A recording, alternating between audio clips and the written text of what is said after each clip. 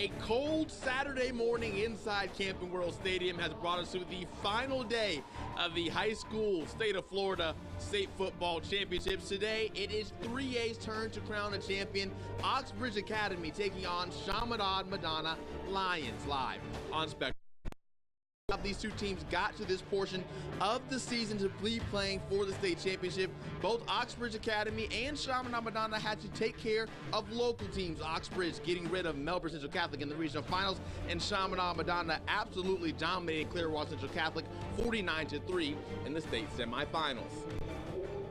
Good morning, and thank you for joining us here on Spectrum Sports. Zach Aldridge here with Preston Jackson. Preston, a cold Saturday, a 10 a.m. start, a lot of things to deal with that police players aren't used to. How do you get ready for it? Absolutely. Number one, this is on the coaches to get their guys going in the morning. It's a 10 a.m. start. It is cold, it is rainy, but it is a state football finals. Right now, it is all mental. Both teams have to play in it, so one team's got to win. They just got to get going, man. It is what it is, Zach. Both of these teams have played absolutely lights-out defense in the playoffs. Chaminade Madonna hasn't even given up a touchdown in the playoffs. Their head coach, Damian Jones, says it's just a product of the kids playing fast and physical. One of those guys who's been doing the brunt of the work on defense is Keontre Smith. He's one of 4 Kentucky commits on this team. The leader of the defense calls the plays. He's ready to play, dancing, and excited for this one tonight. Absolutely. 99 tackles, and numbers alone tell you he likes to be in run support. He is going to be active again today, as Oxford is a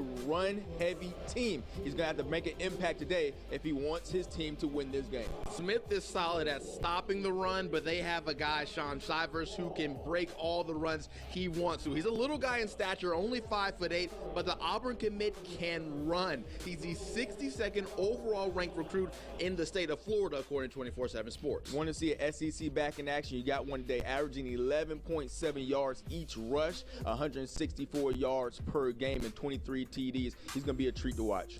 Oxbridge Academy is going to have their hands full on defense, although they've been solid since higher playoff. Haven't faced a team like Chaminade Madonna.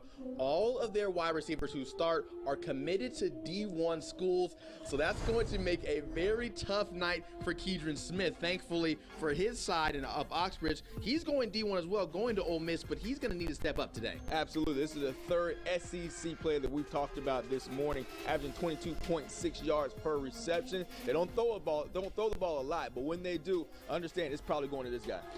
Talent-wise, you can make an argument all across the board that this might be the heaviest recruited teams amongst everyone we've seen this entire weekend. So if you like good football, guys who are going to go play high-level D1, this is a game you're going to want to check out. A South Florida showdown, essentially. Oxford Academy, Chaminade Madonna. We will have all the action once we come back. Kickoff in a minute. For the past 2 years, Chaminade Madonna and Oxbridge Academy have faced each other in the region playoffs. But today, the third straight meeting is with a state title on the line. The Lions were victorious last season, only to see their season come to a close as state runner-ups. The Thunderwolves haven't lost since week 1 of the season. Something's got to give. It's the 3A state championship coming up live on Spectrum Sports.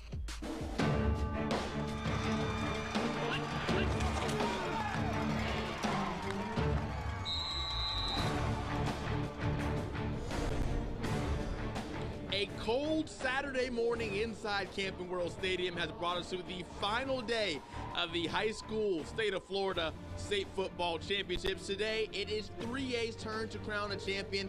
Oxbridge Academy taking on Chaminade Madonna Lions live on Spectrum.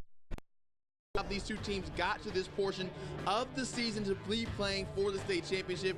Both Oxbridge Academy and Chaminade Madonna had to take care of local teams. Oxbridge getting rid of Melbourne Central Catholic in the regional finals, and Chaminade Madonna absolutely dominating Clearwater Central Catholic 49-3 in the state semifinals.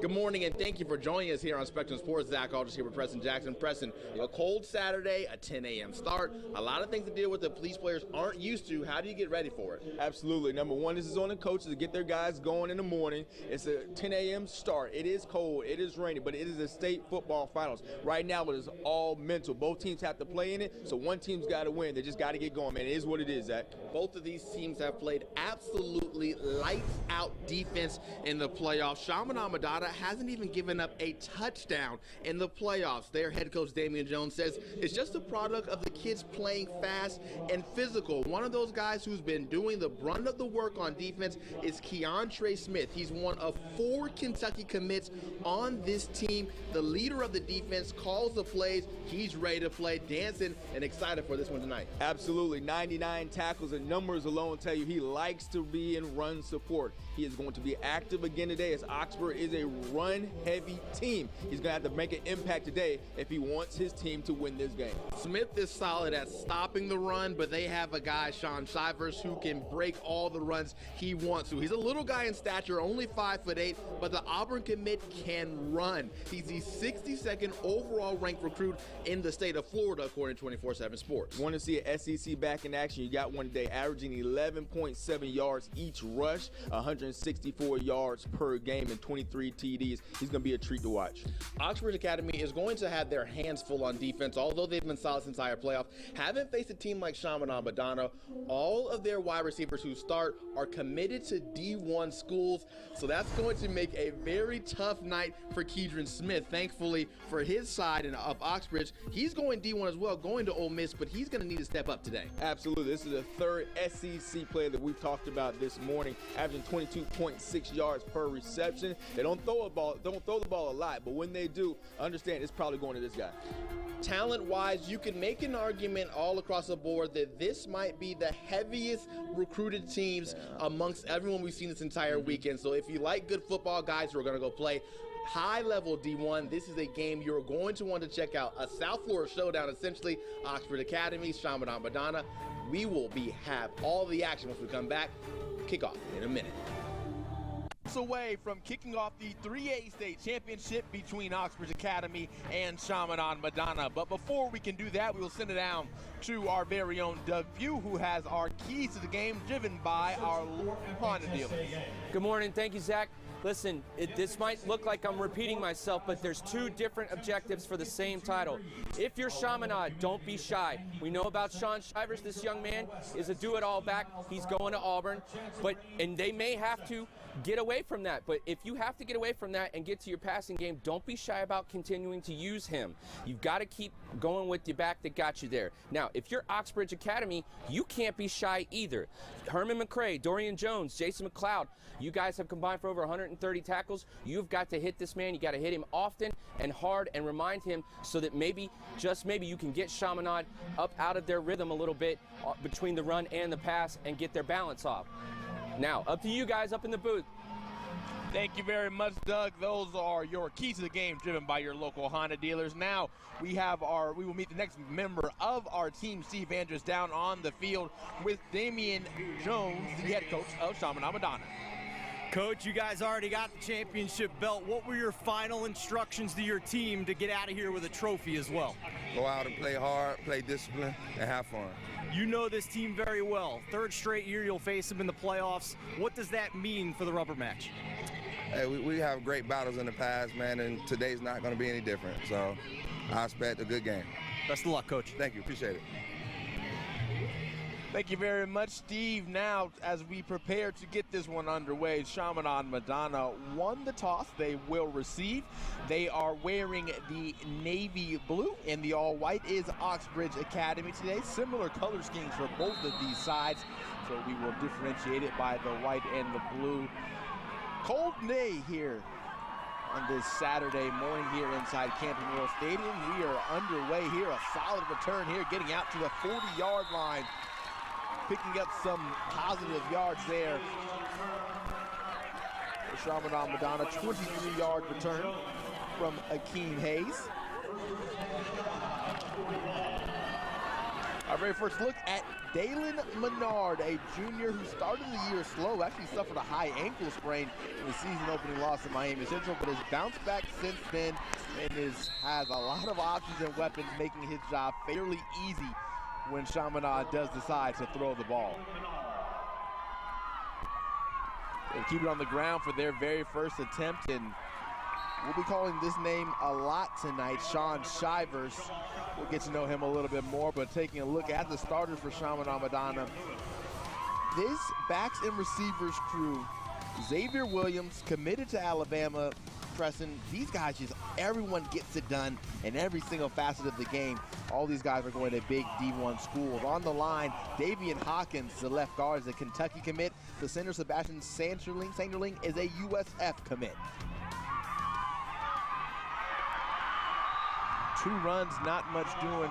Preston, when you have a guy like Shivers, of course, we'll get into the starters real quick for Oxbridge Academy. On defense, on the line, Brandon Hudgens, a first-year starter, but Coach Brendan Kent has a lot of promise and thinks he'll be able to get things done in the future. Dorian Jones leads this defense, offers from Syracuse and Michigan State in the linebacker. And in the secondary crew, Josh Pierre-Lewis, the other cornerback who is going to need to have a solid game, as he will be tested, as we figure they might not throw the way of Keegan Smith very often. Third down here, a throwing opportunity. That one will fall incomplete. And Preston, one thing I wanted to ask you, you have a guy like Shivers, but you have a wide out core that has an Alabama commit, Eastern Michigan, Kentucky. Would you throw a little bit more often than you do? I see what you're getting at there, Zach. You would like to, but you have to go what's productive for your team at that time. Sean Shivers has been consistent over his career, all right, and they're going to keep the ball on the ground. Another thing is, how much do they trust that quarterback, okay? He doesn't throw very often. Shivers gets the ball done, even though you have so much talent at the wide receiver level. The point is you got to go with what works, and Shivers works. First penalty flag of the game right here.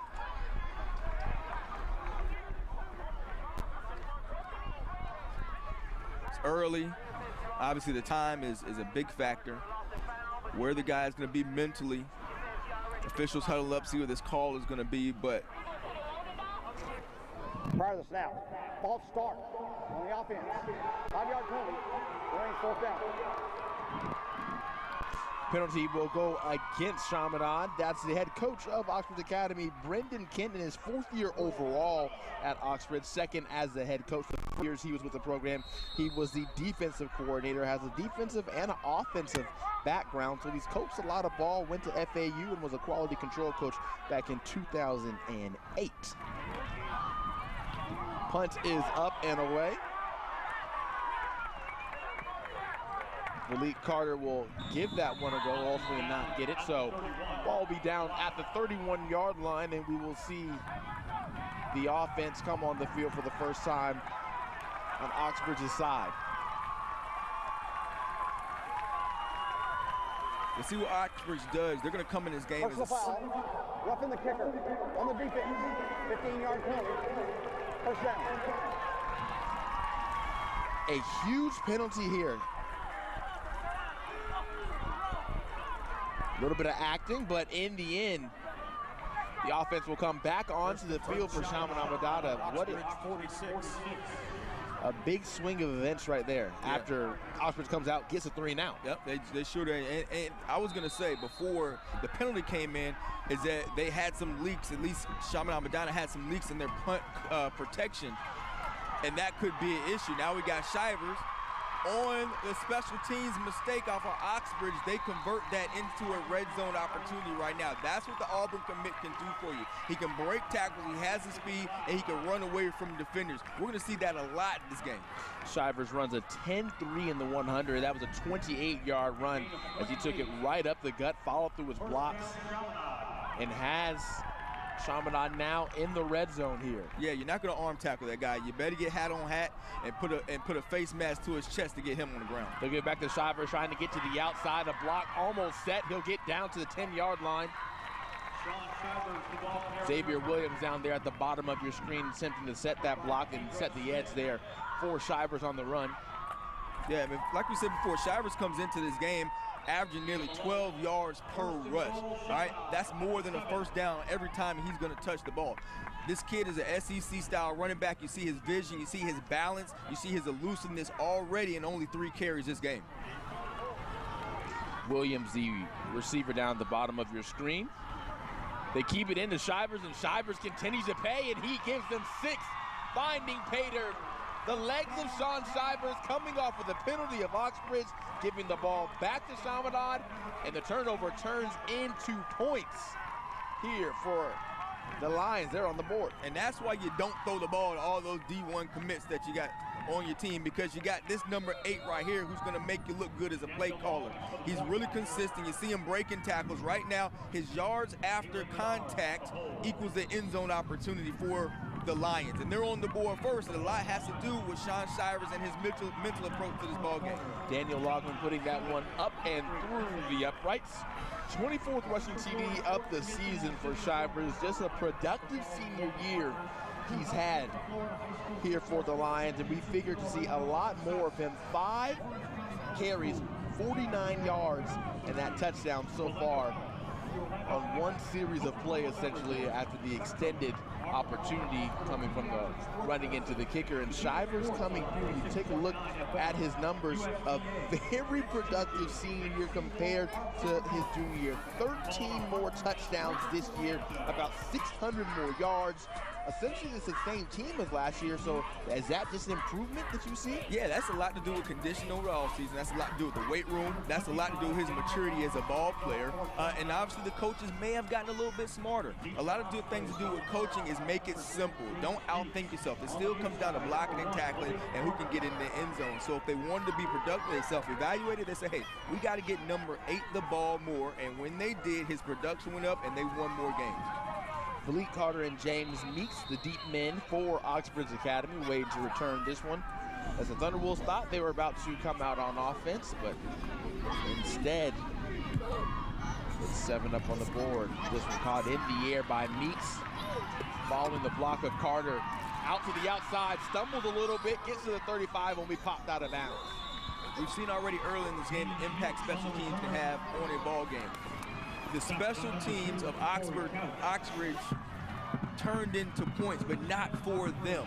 The error with the punt, contact with the punter turned into 6 to 7 points for Chaminade Madonna. You have to be careful and have to play sound on each facet of the game in order to win a state championship game. Gio Richardson in his second year starting for the Thunderwolves. To make every throw is how head coach Brendan Kent describes his quarterback. He'll start under center Will the Jr. James Meeks, who had that 27-yard return on the kickoff, is a wide receiver. They do an end around and hand this one off to Malik Carter.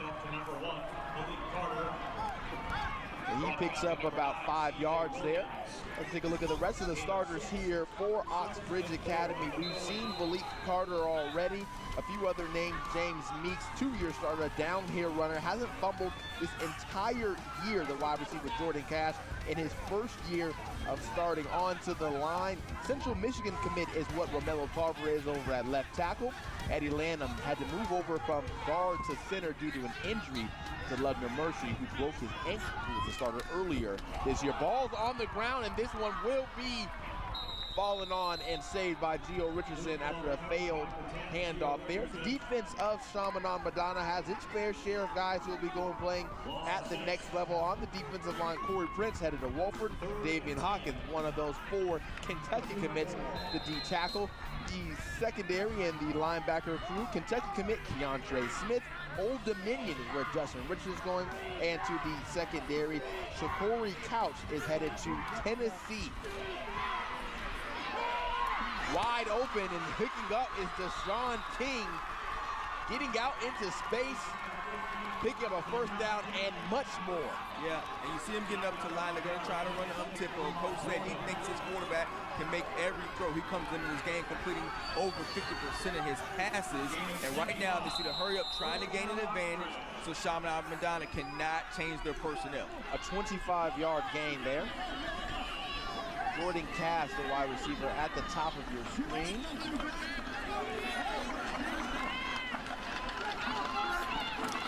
King sent in motion. They hand the ball off to him.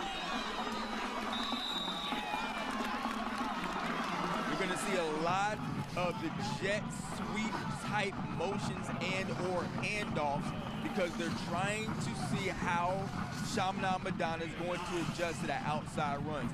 Can they get that backer to move outside the box. Once they figure out they can get the backer to void the box, they're gonna run right inside of it. You see the check with me call, they get set, let the defense show their hand, and then they come back with the call. Kingston in motion once again. They give it to him again, and he cuts it up the field, picking up a first down. 2 straight plays result in a first down. Here's the setup, Zach. All outside runs so far, and a lot to their bench. So expect the inside run or some type of double handoff, maybe some type of reverse look. We're gonna get the defense to flow the opposite direction. Setting up the play action, setting up the play action. This is a good down on first down to try and hit them. If they get a good gain on first down, I come back on a waste down, second down with a play action pass. Rolling out to his left, the pressure getting to him, and Richardson will go down met. They are at the line by Corey Prince. Corey Prince in there, Keandre Smith in there. You see Chaminade Madonna bringing the pressure. Absolutely breaks through the tackle to Zach Dickerson with a great tackle, pushing the offensive lineman, using to be able to void the tackle, the blocker, and making that tackle.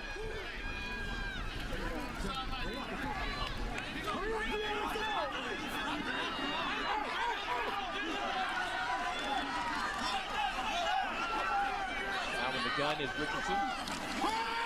He's looking to throw, pressure getting to him, and a 2 sacks in a row from Oxbridge Academy. Yeah, you're gonna see the delay blitz right here. You're gonna see the delay blitz by C.J. Williams. Ball's gonna be snapped, he's gonna let the gap open up, and he's coming right now. Beats number 59, which is Edward Lanham, and comes right through almost untouched for the sack. 2 big plays in a row now for Chaminade Madonna defense as they're moving his line of scrimmage backwards. 3rd and 21 now. Passing down, obviously, here for Richardson. He's got a man open inside the zone. Will not be enough for a first down, it appears, but Jordan Cash coming up with a big gainer there. So a decision time for Brendan Kent to decide if he wants to go for it. More than likely will. Their kicker, Jonathan Rodriguez, he's comfortable with them kicking inside the 35, but he told us doesn't really plan on kicking that much. Let's see if they try the freeze call here. Get Chaminade to jump off sides and get an easy first down. Hard count by the quarterback. No, they're gonna take it right now. Yep. Keeping the legs moving, lowering the shoulder. Richardson picks up the first down. A guy who they consider a dual threat QB, says Coach Kent. But when he runs, he likes to sometimes look for guys to throw more often. That now takes us to our very first water break. Oxbridge Academy is driving, but so far in this game, it has been all Sean Shivers. He got it done with his legs on the very first drive of offense for Chaminade. It's 11 o'clock. Ran it into the end zone at about 59 yards rushing on 5 carries so far, and a touchdown. Chaminade Madonna up 7-0 as they look to win a state title after falling last year in the state championship game. We'll be back in a second. Inside Camping World Stadium for the 3A state championship. Here live on Spectrum Sports between Chaminade Madonna and Oxbridge Academy. These two teams as we prepare for the 10th play of the drive for Oxbridge Academy. Solid defense. Look at that. 4.8 points allowed the entire season by the defense of Oxbridge Academy. No slouch either on Chaminade's side at 12 points per game allowed. We kind of talked about the passing for Chaminade Madonna, and that's an interesting thing. So they run for 214 a game, throw for 183. That's respectable. That's more rush throwing yards than what Oxbridge has. Right, definitely so. They're as balanced as possible. Balance being relative, depending on what opponent you're playing, how balanced you need to be. If you need to run more, you're going to run more. You need to pass more, you're going to pass more. That is, in my estimation, the balance to win the game, whichever one is working. Hand off to the outside, seeking the edge, lowering the shoulder is Malik Carter. He'll get them close, if not inside that 5-yard line. Malik Carter, good run, reading the block of DeJohn King right there. They're both going to be intricate parts in the run game because if they're not carrying the ball, they have to block for each other. They're running this double wing look, multiple wing T type offense. They can get in several different formations. Right now, their base throughout this drive has been the fullback in the backfield, the B back, and your A and B back, A and C backs on the wings. First and goal here. James Meeks in the backfield. Also back there is Carter. Multiple guys moving. That should be a false start flag as the ball goes into the end zone, but we'll have to hold and see. Believe this one will not count. Yeah, I don't think it's going to count, Zach, but you got to give the A for effort, though, right? It's still a lot of excitement on that play. No one gave up. No one gave up. It looked like it was dead in the backfield at the 7-yard line. You got the big push by your offense line. Ball pops out. Heads up play. First down. See, and that's messed up because Romello Tarver is never going to score a touchdown again. And he gets it right there off a fluke play. And he was all cranked up and excited.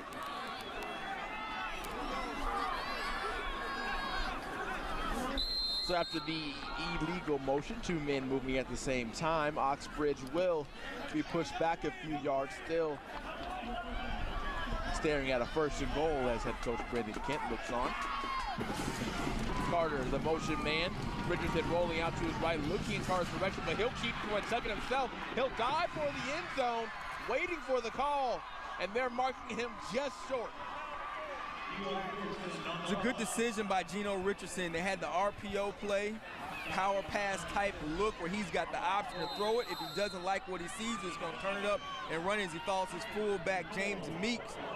Just short. I like good call by the ref. He was right on that line. Ball never crossed the plane. You see that left knee come down before he gets there.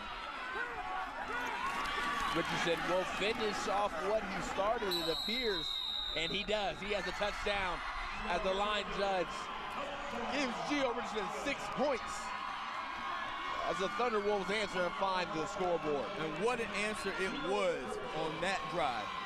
Big time drive as they answer back after Shivers just drilled the defense on the previous drive. They come back with a lot of arm, a lot of legs by Gio. Gio making sound decisions, completed, I believe, nearly every pass on that drive, and he injured himself with his leg.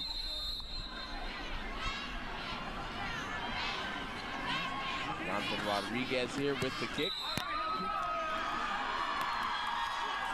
7-all. We're tied up in this 3A state championship game. A very good answer to see there from Oxbridge, especially considering they give up that initial touchdown to Chaminade Madonna after they had forced a 3 and out. They're able to put together a nicely timed drive full of plays to find the end zone. Yeah, absolutely. Gio Richardson was 2 for 2 on that drive and then had 3 different ball carriers touch it. Okay, they took the ball nearly the length of the field and had a very sound drive there. Good play calling, the balanced attack with the inside and outside runs, majority to the outside to see what they could get Chaminade to do, see how they can move that defense. I was impressed. I think we're going to have a really good game here. A good game of 2 teams who know each other as well. Chaminade Madonna and Oxbridge Academy faced each other in the playoffs for the past 2 years. 2 years ago, it was Oxbridge that got the upper hand. Last year, Chaminade Madonna. That win by Oxbridge 2 years ago was their first ever win in the playoffs. That drive that we talked about for Oxbridge Academy was 12 plays, 66 yards, that ate up 5 minutes and 36 seconds off of the clock. Yep. So you won in a couple different ways. You won because you scored, and then you won because you ate up a lot of clock, taking away offensive opportunities to play and keep away from Shivers and Cleveland. Team Hayes unable to find enough of a crease. Almost had one there here for the 3A state championship game. I'm up here with Preston Jackson, Zach Aldridge. We've got Steve Andrews down on the sideline for a Saturday morning 10 a.m. kickoff, early game, cold weather. Not what you're used to here in Florida, right? Absolutely. Woke up this morning and said, oh, this is really what we're doing. I knew they said we're going to have weather in the 50s, and they were not kidding around at all. So what you say, this what we doing today? Yeah, that's how I felt. I was not happy. Yeah. Not going to lie. Absolutely, man. You know, you're getting snow in San Antonio and Atlanta, then the crazy dry weather, and thoughts and prayers of the folks over in California with the fires they're having. And then the weather's just moving all throughout the United States. Some crazy stuff going on here. You ask Doug Pugh, he's going to tell you El Nino. That weather effect coming through. 2nd and 7. Handoff once again to Shivers, and he's got a space to run up inside the 35-yard line. Shivers on that first drive averaged 9.8 yards per carry. Right now, his average on this drive alone has got to be somewhere near 15, 20 yards, and he's busting. This is all him on this second drive. You'll see, again, you cannot arm tackle this young man. You got to put a hat on him, wrap him up, and bring him down. He's going to make the first guy miss if you don't bring all 11 hats to the ball. 23-yard run there for Shivers. Got a flag.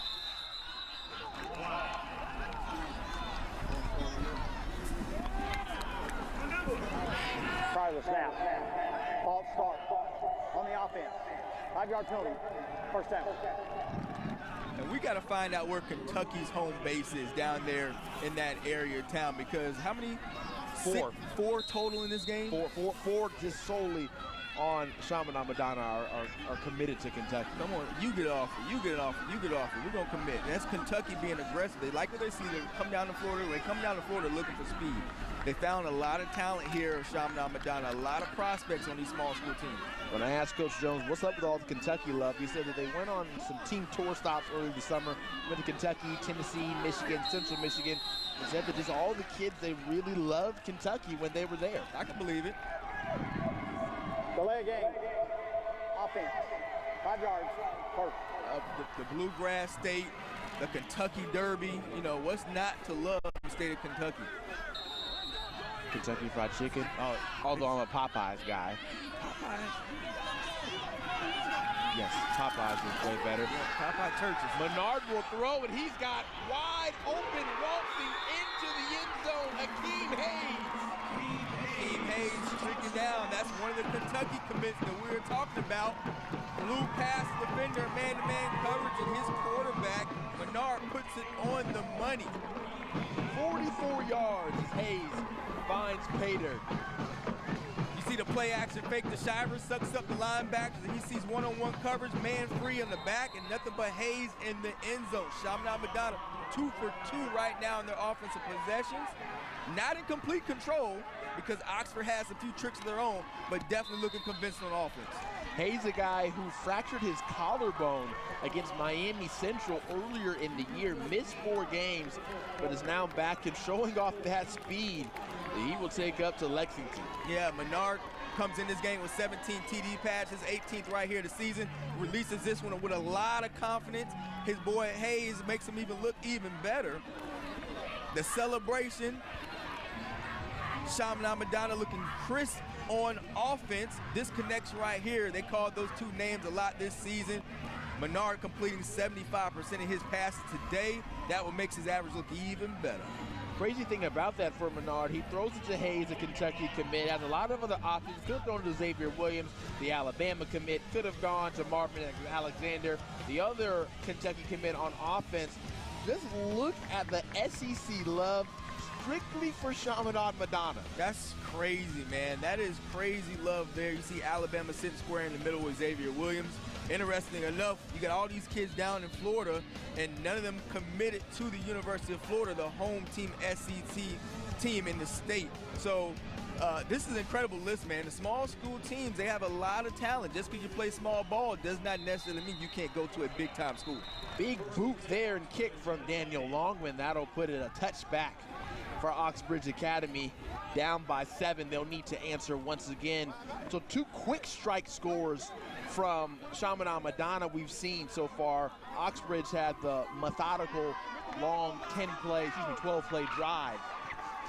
I love the fact of the celebration type turnover chain stuff that the teams are doing now to get the teams excited about making big time plays.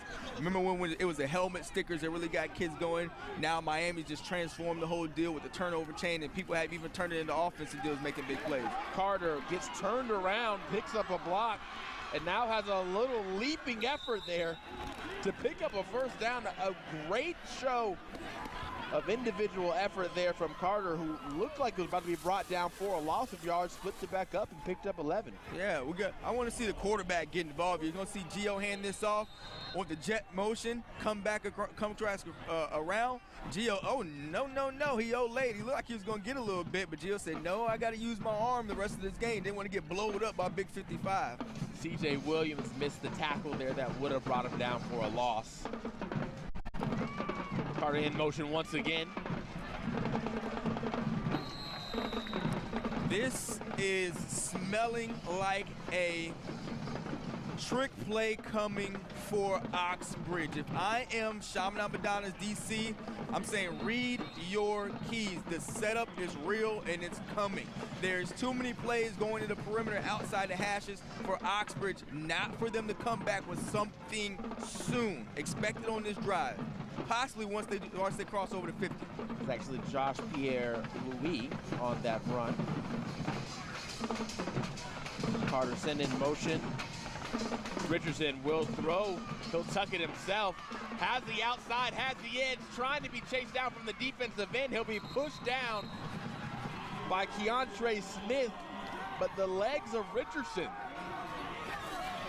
Rich came into this game with 77 rushing attempts. I bet at least a small percentage of those were scrambling, evading the pocket, getting out right here, avoiding that tackle. 444 yards in the season, right about 5 yards per carry each time he did it. So if he's in trouble, he can use his legs. Not necessarily a dual threat quarterback. I say they probably define him like that because he's in a run offense, but he's more so a quarterback who can run and get out the pocket if need be.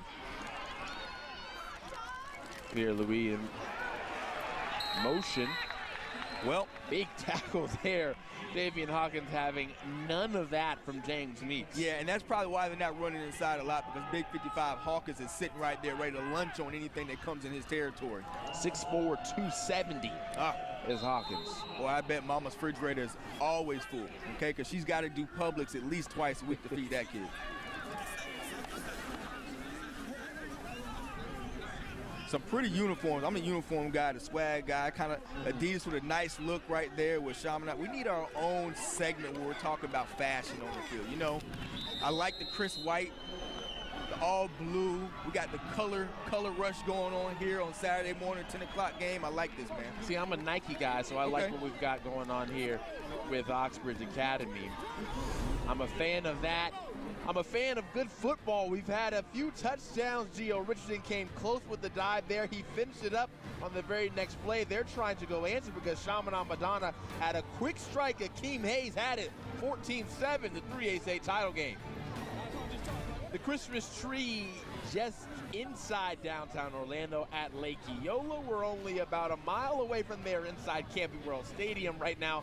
Holiday season is here. You can feel the cold and the breeze of this 3A state championship game. Before we get ready for the second quarter, we'll send it down to Steve Andrews. Steve. All the talk of this 3A state championship game all week has been about the defenses of both of these teams. Neither had given up an offensive touchdown in the playoffs. Both have 5 shutouts on the season. Wouldn't you know it, 3 drives, 3 offensive touchdowns. I was over on the Oxbridge Academy sideline listening to the defensive huddle. The defensive coaches were stressing, you're not doing anything wrong, just make the tackle. It's about execution at this point for Oxbridge. Thank you very much, Steve, and that's an interesting note. Touchdowns have come rather easy, you know, except for that first 3 and out that we thought we had, except for the running into the kicker.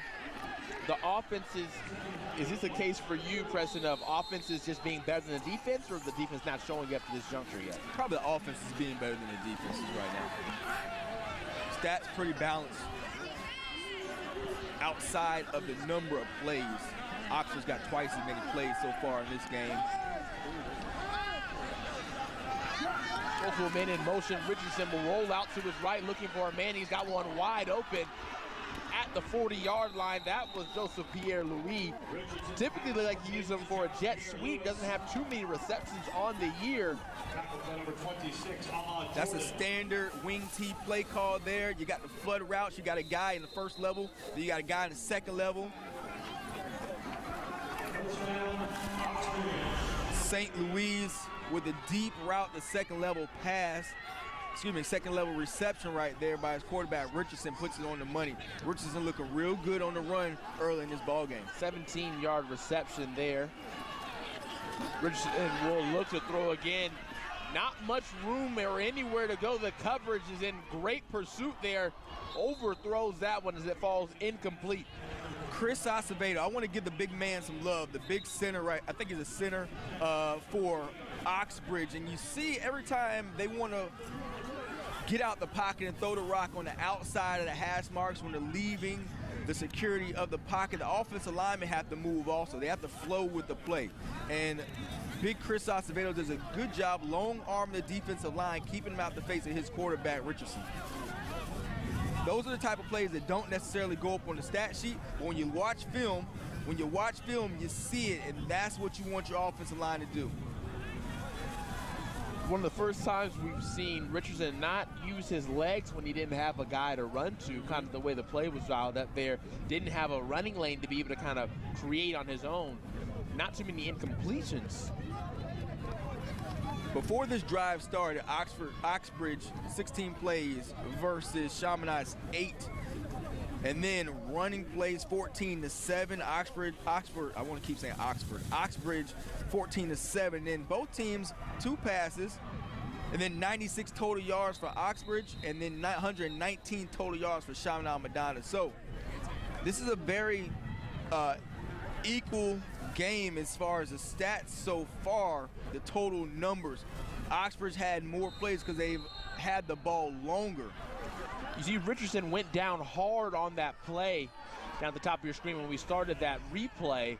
He's now not in the game currently right now. In that quarterback running the motion there himself is James Meeks with a wildcat as the flag comes in. Richardson looks like he is primed to come back into the game, standing and running in right now from the huddle. So got checked out and is now good and ready to come back into the game. So, certainly positive news there for the Thunderwolves. Yeah, shake it off. Probably got shook up a little bit. Yes. On the defense, 15-yard penalty results in first down. See both these teams progressing the ball up the field at will. Oxford's putting together timely, lengthy drives each time they get the football, keeping Chaminade Madonna very much unbalanced. There's a couple different ways that you can play these wing T type teams, okay? Usually you play some type of matchup zone concept, or you go man-to-man against the eligible wide receivers. So after the face mask resulting in a first down, inside the red zone, the Thunderwolves find themselves.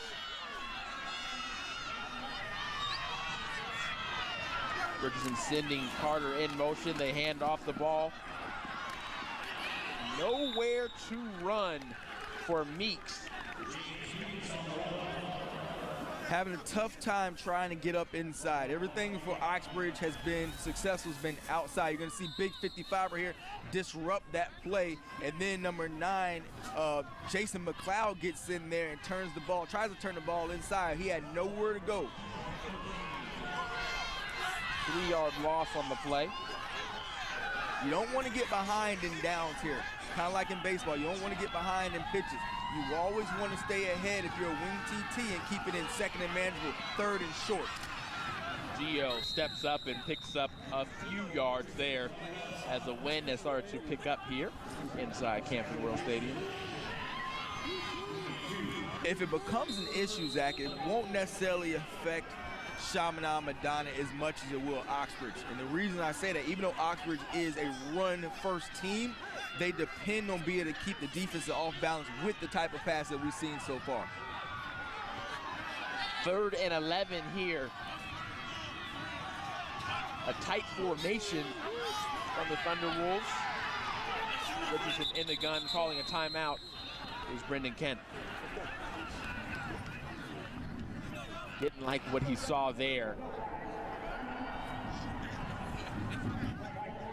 9:32 to play here in this 3A state championship game. I've been impressed with the quarterback, Gio Richardson, for Oxbridge. 21 TDs on the season, just 5 interceptions, 107 QB rating. So he takes care of the ball, completing at least 50% of his passes. Every other pass he's going to complete. And for a wing team, that is really, really good. That's the way to be effective, because that's what you have to do to be able to keep 8 guys and 9 guys out of the box when they know you're going to run the football.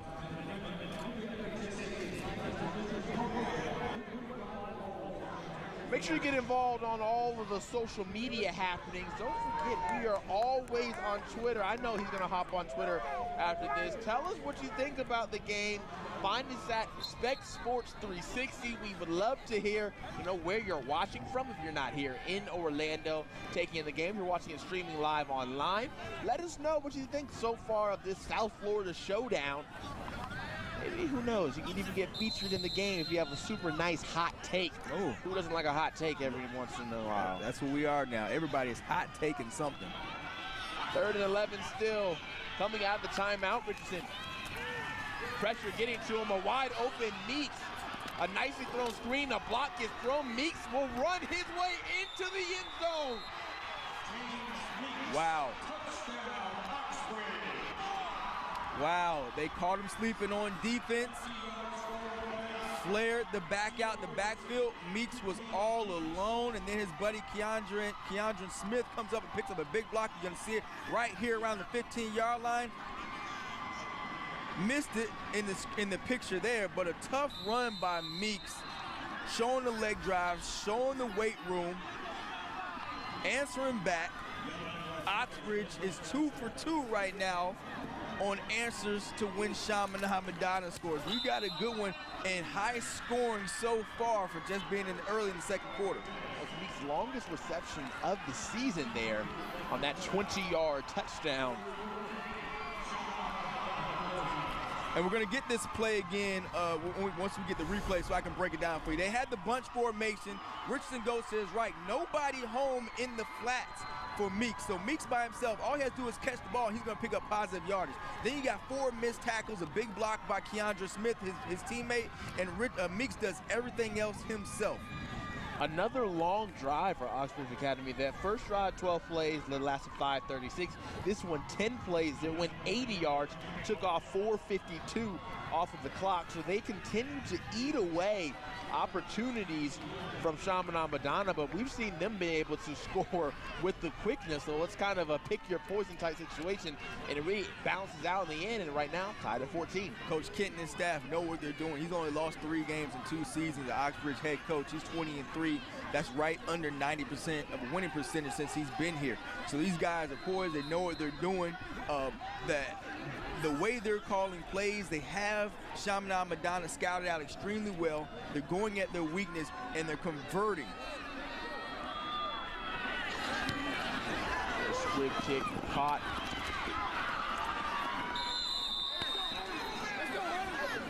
You had some momentum, so I understand the onside kick attempt. I think it was just a bad kick by the kicker, all right, to try and get the ball back while you got some momentum and stay hot. But now you put your defense in bad field position because you're on the negative 45-yard line, and Shivers and Chaminade Madonna are 2 for 2 on their offensive possessions right now, getting into the end zone. Oxbridge and Chaminade Madonna battling for 3A supremacy here on Spectrum Sports inside Camping World Stadium in the heart of downtown Orlando. 14-14 with 9:18 to play in the second quarter. Time of possession solely on the side of Oxbridge Academy, but Shivers continues to make things happen with his legs. Tripped up inside the 10-yard line, but Sean Shivers shows you why. He is highly touted and headed to Auburn. If you're an Auburn fan, I can hear you at home with the big War Eagles sign. The big War Eagles. War Eagles, I hear you, baby, because number 8 coming your way. Another missed tackle. More yak. Yards after run, so yards raw, all right? We got another one for number 8 right here. The big boy can run the rock. He's only 5'8", but he comes and he runs like he's 220 pounds. If they don't shoestring tackle him here at the 10, he walks into the end zone. A 49-yard run there from Shivers as we have a down player. Shivers putting on an SEC-style performance right now. Fabulous game. We expected it. We talked about it when we jumped into this game. Doug Pugh alluded to it. If that's what's working, you stay with it. Don't get away from it. There's no reason to get cute right now. Number 8's hot. You're feeding the rock. You're at the 6-yard line. Give it to number 8 again and let him finish off this drive. Keedron Smith gets back on his feet and is able to walk off. That's certainly good news for Oxbridge. Cannot afford to have their senior Ole Miss commit cornerback out of the game. No, not at all. Not at all.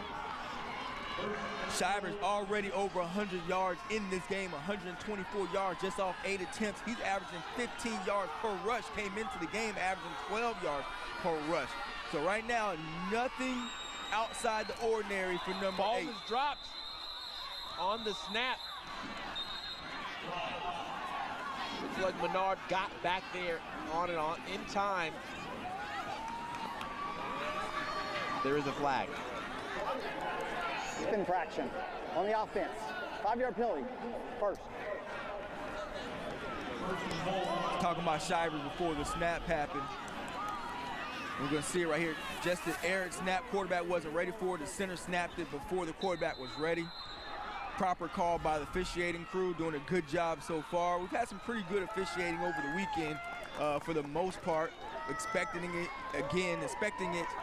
to continue with the 7A and 8A games later on today.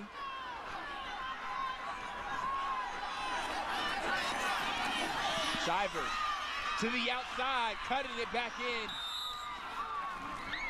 to the 6-yard line. That's a good play over there by Keandre Smith, the corner, not letting that play progress further upfield. Locked out his receiver, got his eyes into the backfield, shedded him, and then made the tackle before he gets to the end zone. Good job holding the sideline. That's one thing about the corner. You can't let anybody get to the sideline. You are the corner. The position is defined by the position you are on the field. You can't let them get to the edge of the defense. Nice job there by Smith. Flag flies in. Might have been a delay of Prior to the flag, timeout called prior to that. Blue team. So a timeout used here by Chaminade. Chaminade wanting to finish this one off. In-state title games, this is their 6th appearance back-to-back. Last year they faced Trinity Christian, the Trinity Christian out of Jacksonville that is a power. Lost the close one 24-13.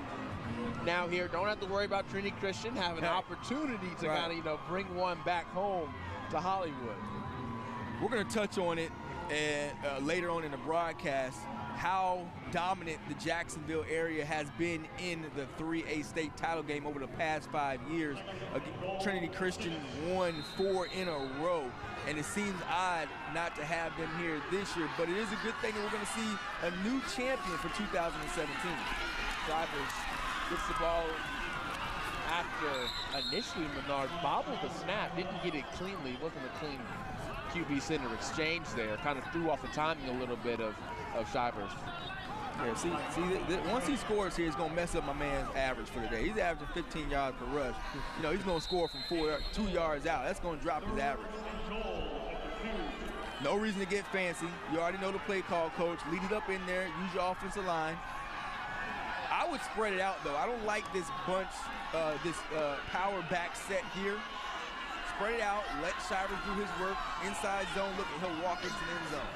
Expect this power run over here to the left side. They load the box, going out to the left and making it with ease. You're not bringing him down with one arm.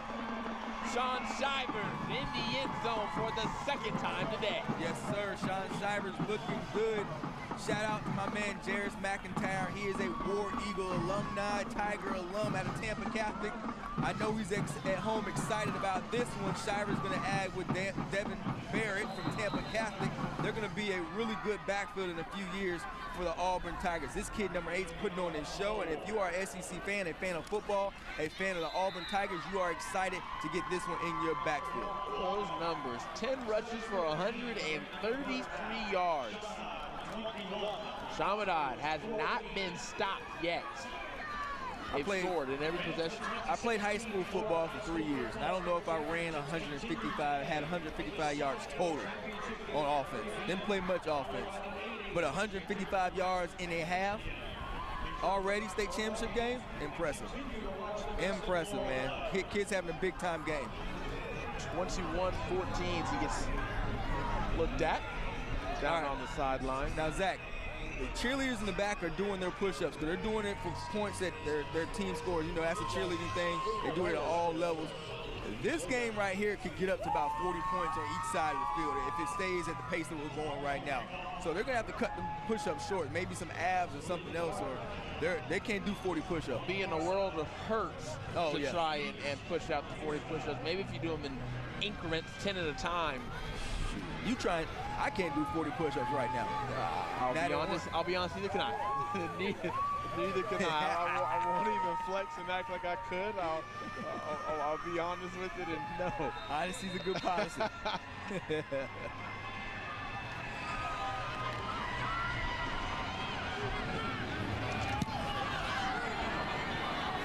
That was a solid kick into the end zone.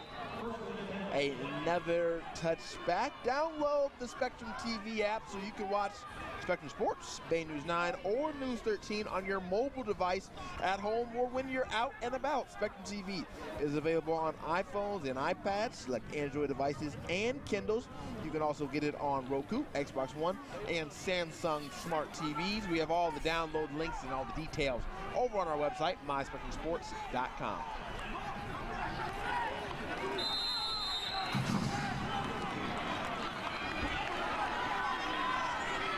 Oxbridge taking over at the 20-yard line. Both offensive lines playing extremely well, opening up gaps for the running game. Nothing doing there. Nothing. Corey Prince, 6 foot, 280-pound senior. Blazing past the center, getting into the backfield, making a tackle for a loss. Big boy plays with leverage. You see he may not be 6'3", 6'4", but he plays with a lot of leverage and a lot of bend, quick off the ball. A lot of whistles getting blown here right now by the officials. No flags, though. It's a good thing. You had to reset the ball. That was a loss of 1. Ball wasn't properly snapped, properly set before.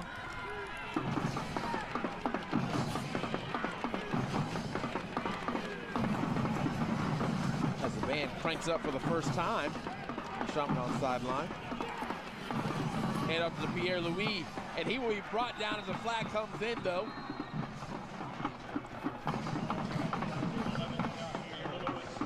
From our vantage point, it surely looked like he got some of the face mask, just the way the defender fell down to the ground. Looks like James McLeod definitely got some of that mask on the way down.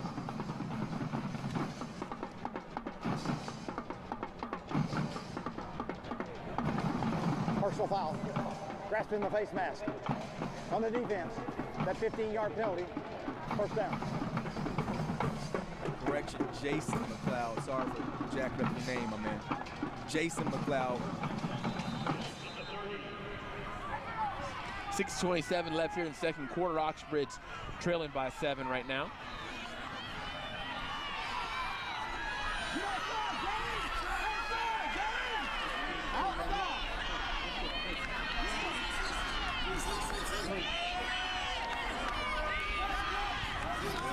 Jordan Cash, the wide receiver at the top of your screen. Pierre Louis goes in motion. Meets. Met immediately. No go, says Davion Hawkins. Mama, there go that man. Davion Hawkins again blowing up the offensive lineman, pushing him into the backfield, disrupting the whole mesh of the handoff. The play couldn't get started because Hawkins was in the backfield too fast and too far. That's at least the third time that I can remember he's been in the backfield disrupting that play as if.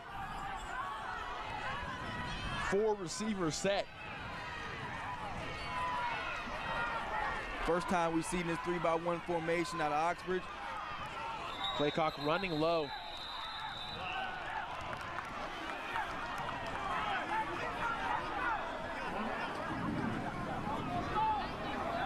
Wait and see what we have here. Encroachment or a false start.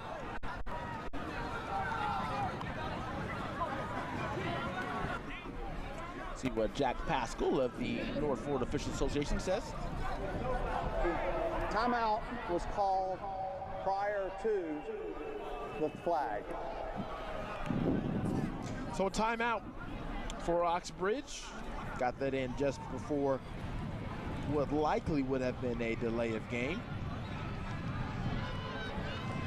We're now seeing Oxbridge have a little bit more trouble running the ball. This defensive line creating enough penetration to slow down things. What's the answer if you're the Thunderwolves?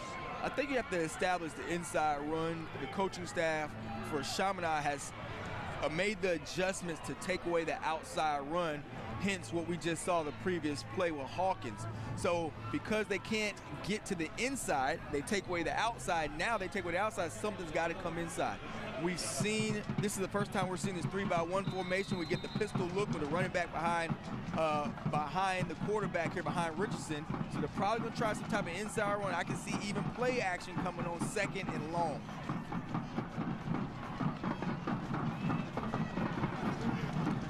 Richardson, with pressure coming, has to be flushed out of the pocket. Runs for dear life and will lose yards there. That's another delay blitz by Chaminade.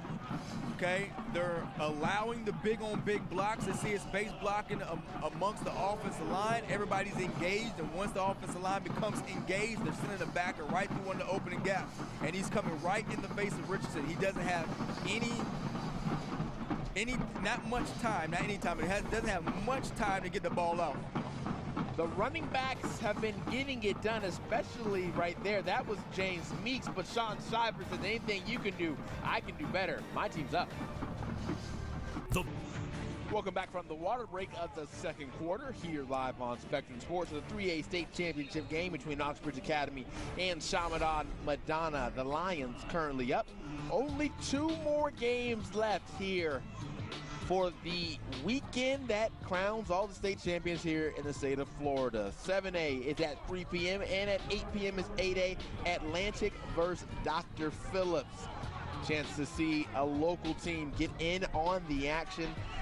And if chance number 2 will be what the Panthers need to win a state title. They're going to bring a good crowd. Atlantic's going to bring a good crowd from down south also. 3rd and long here.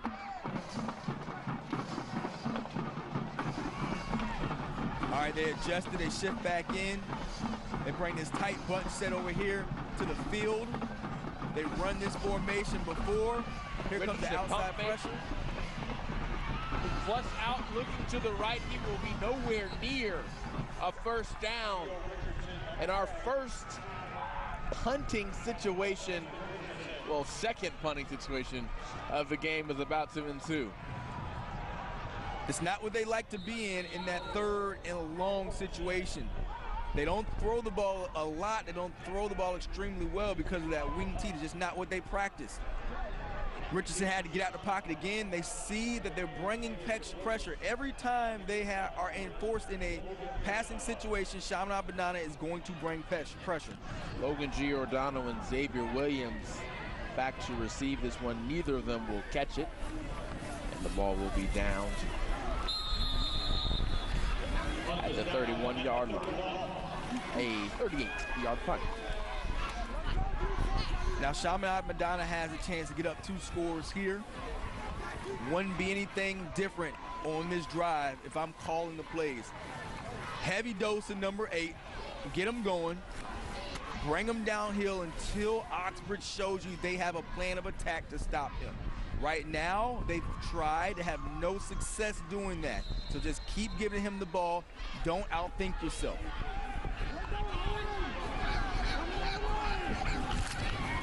And they do hand it to Shivers, who has the stutter step, now runs back to the right and will lose yards.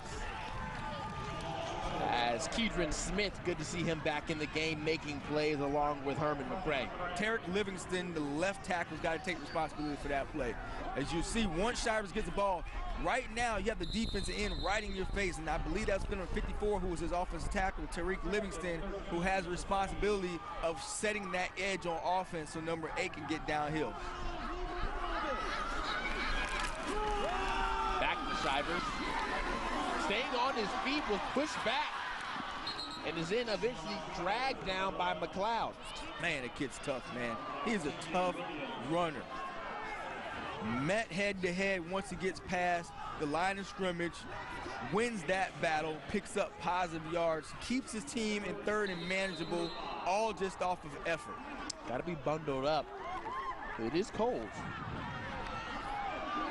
I see some people on the field wearing shorts and a shirt. Don't know.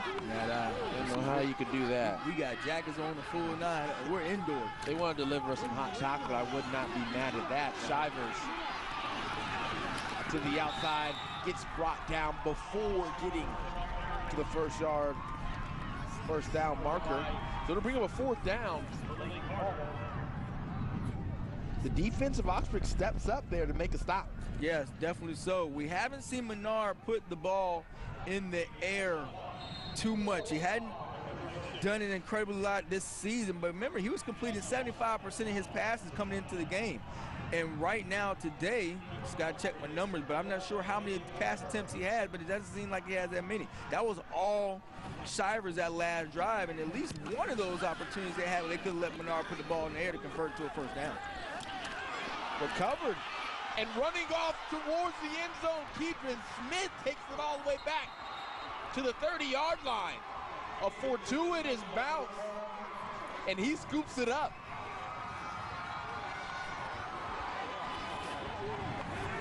Trying to make a play. State championship game, trying to make a play. You got an opportunity. You've seen some green pasture. Caught it off the bounce. See it right here. Looked like it was going to Peter. Everybody get away. And it wasn't he wasn't even the punt returner. He was in blocking for the punt return, and ball just bounced right by him. He had nobody in sight. Heads up play, got off the bounce, got to turn into some positive yards. Now Oxbridge again inside the 30-yard line with an opportunity to score. Smith took that 26-yard punt and brought it back 34 yards. As Chaminade calls a timeout. A little risky there from Smith, because if you bobble that and don't get it cleanly, that can bounce right into the hands of Chaminade, and they're cooking once again. Yeah, isn't Smith committed someplace? Ole Miss. All right, so Smith, he better not bobble that ball. He's SEC commit. He better have good hands. And he plays wide receiver and defensive back. Head coach Brendan Kent. We're going to get another look here in slow-mo. Bounced right in front of him. Broke 2 tackles. Looked like one guy just ran right past him. Not sure what he was looking at. But Smith, opportunistic, picks it up. Gets his team in better field position than when they would have been if he would have not picked that ball up. 2:15 left before the half here of the 3A state title game, and make sure you keep it locked with us, because we'll keep you entertained during the half. We'll see how some of these top recruits, and there's a lot of them playing here. Oh, man. See how they're doing, break that down, as well as Doug Hugh had the keys to the game. How does he feel about what he's chosen so far? Boy, must feel good, giving us a nice little wave there. Doug is bundled up, boy. This one's incomplete. Dejon King had no opportunity to catch that one. Action's kind of slowed down some. Both defenses starting to settle in. They understand their game plan now. They're executing better on their side of the ball, making it much more difficult for each offense to produce positive yards, as expected, because now you're able to make sideline adjustments to see what's going to work and take away the strength of the offense. Richardson in the gun. Good coverage in the backfield. Richardson's going to have to take off on his own if he's going to make some positive yards. That is great coverage back there by the secondary. Great coverage. Would love to have been a sack on that play for defense, because then I can claim coverage sack, because the coverage by the secondary allows the defensive line to get there. Richardson had nowhere to go. He goes through a couple different progressions, his reads. Nobody's home, but a good decision by the quarterback. Tuck the ball, get positive yards. Smith the one to force him out of bounds. Luis Gonzalez is the fullback here in the backfield with Richardson. Nothing doing there at all for Gonzalez.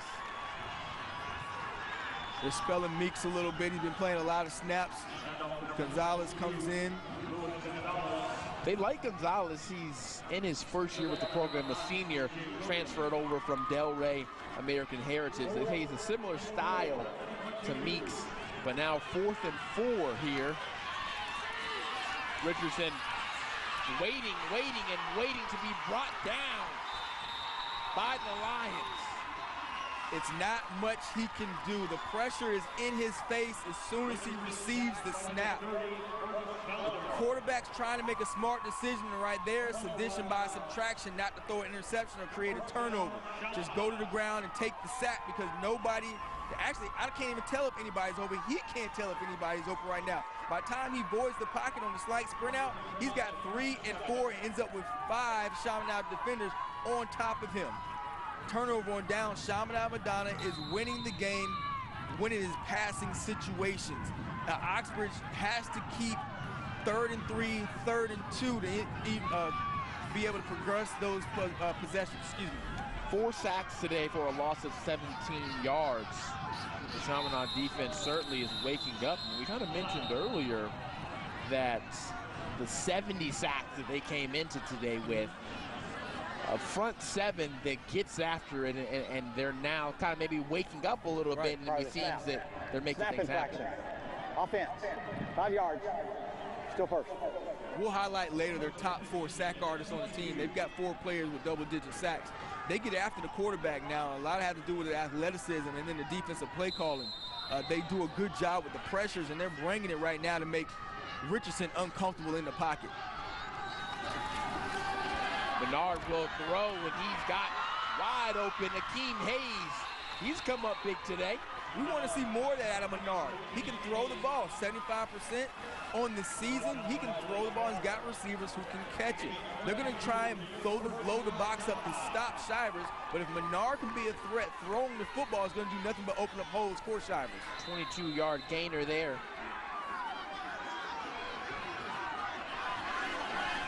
Bernard, 2 passing plays in a row.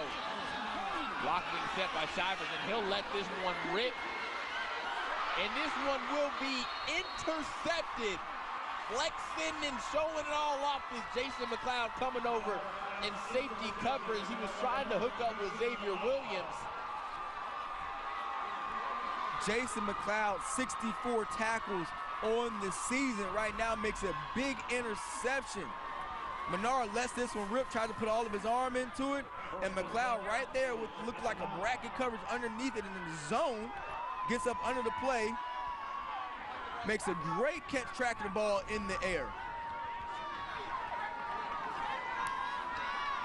That drive stalls for Chaminade Madonna, and that's because of the play right here by Oxbridge. So if the offense doesn't convert, defense comes back on the field. Hey, don't worry about it, fellas. We're going to get the ball back, and that's what's happening. Great team play, defense having the back of their offense.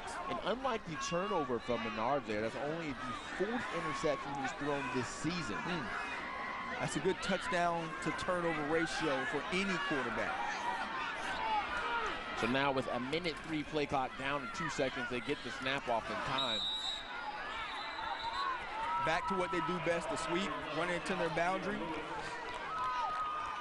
Pretty clear tendency for Oxbridge right now. A lot of first down plays are going towards their bench is what I'm observing right now. Pierre Lewis had nowhere to go on that one. Not at all. They're really coming downhill in the alley, preventing Oxbridge from getting to the alley to produce positive yards. 55 again in on the action. They can't get anything going inside, and that's what's killing them because they can't dominate up front with the center and guards on each side. The outside run is going to suffer. They want to run the ball outside, but it's only dictated if they can have success inside and/or passing the football. This one looks like it will take us down to the end of the first half of the 3A state championship game. Chaminade up 21-14 over Oxbridge Academy. Last year when these two teams faced each other in the region playoffs, Chaminade Madonna won 30-13. Head coach Brendan Kent needed to talk some things over with his Oxbridge team as their offense has started to slow up, and defense we thought would be a very big portion of this game. Both of the defenses starting to step it up, so we will see what type of adjustments we make. We will send it down to Steve Andrews, who's with the coach.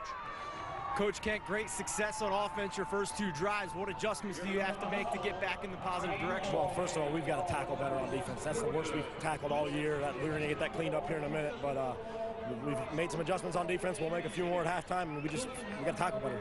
On defense, you came up with a big play there, the interception. Are you seeing better tackling after the first couple drives? No, I haven't seen very good tackling at all. We're going to address it. Good luck, Coach. Thanks. Looking for their first state championship game. Thank you very much, Steve. Coach Kent clearly not pleased with the tackling ability to bottle up a guy like Sean Shivers, but he's a tough guy to bring down, standing at 5'8", 190. His Lions are up 21-14. 24 more minutes left in the 3A title game. Our halftime host alongside of analyst Doug Pugh. Doug, we're going to look at some of the big-time recruits in this 3A state championship game. And we're going to start with a running back from Chaminade. SEC bound is Sean Shivers. Yeah, Sean Shivers listed at 5'9". If he's 5'9", then I'm 6'9", because I promise you he's not a centimeter over 5'7". But this young man has the ability to really do some damage. He might be a thunder and lightning type package because Tampa's own Devin Barrett made some strides this year in Auburn's backfield. They've got plenty of kids that could do some damage up at Auburn, but I think, he's not going to be between the tackle back, obviously, in the SEC. That's big man territory. He doesn't belong there, but he will be an edge guy, and he will certainly create havoc out there outside the hashes. Let's go over to Oxbridge now. We've seen this guy make some plays already. Interception in the first half. Kedron Smith, he's been good both sides of the ball here at the high school level. What do you see from him at the next level? I love his size, 6'3", 183 pounds. Now, I actually believe those measurements. I think he's every bit of that. He chose Ole Miss over Georgia Tech and Duke. So you know that grades are not a problem, football IQ is not a problem. The young man he's in the right place at the right time often, and that's what you want. Ole Miss is going to go through a transition with some of the penalties that they're having to be enforced. I think he's a young man that you can certainly look as a glue guy going forward, and he'll be certainly a playmaker that Ole Miss will appreciate on their campus. Says a lot about his character, too, that he's staying committed there. Absolutely. Considering all the issues that school has right now. Now, let's look at the quarterback for Oxford, Gio Richardson, who in the state semifinal game was perfect. He was 10 of 10. Up and down. It's 12 o'clock. From him, he's a dual threat guy, right? He is a dual threat guy, and he's got offers from Florida Atlantic and Middle Tennessee State, among others.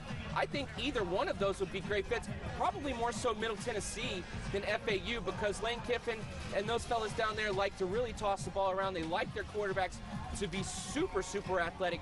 But I don't think that Gio Richardson would be ever discounted if he wanted to make a run at that quarterback position at Florida Atlantic. I think MTSU really does fit best for him on the next level, but he's under center a lot more than just a true spread quarterback, so I like the fact that he shows a little diversity in that left. Do you think we'd have this many points in the 3A title game? Absolutely not.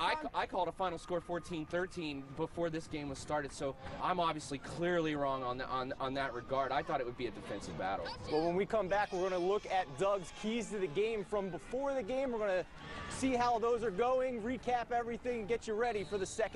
Doug Pugh's keys to the game, driven by your Central Florida Honda dealers. Let's start with Oxbridge. What do they got to do here to get back in this game? Well, they need to continue doing what they're doing. I think they need to try and they did it at the end of the half. They need to try and get Chaminade out of that running game. I told them not to be shy. They needed to hit Shivers early and often to let him feel that and maybe possibly get them into the passing game. He's got 140 yards at the half, so that's not exactly working, but you're still you're still well within this game, and you're doing what you want to do on offense. So if I'm Oxbridge, I'm just full speed ahead. It's all systems go at this point. I'll say this about Chaminade Madonna's defense. I watched them after giving up some touchdowns early in the game. There was some tough love there. There was some airing of grievances, and they got back on the same page. What was your key to the game, and how are they executing it? Well, it was don't be shy for Chaminade.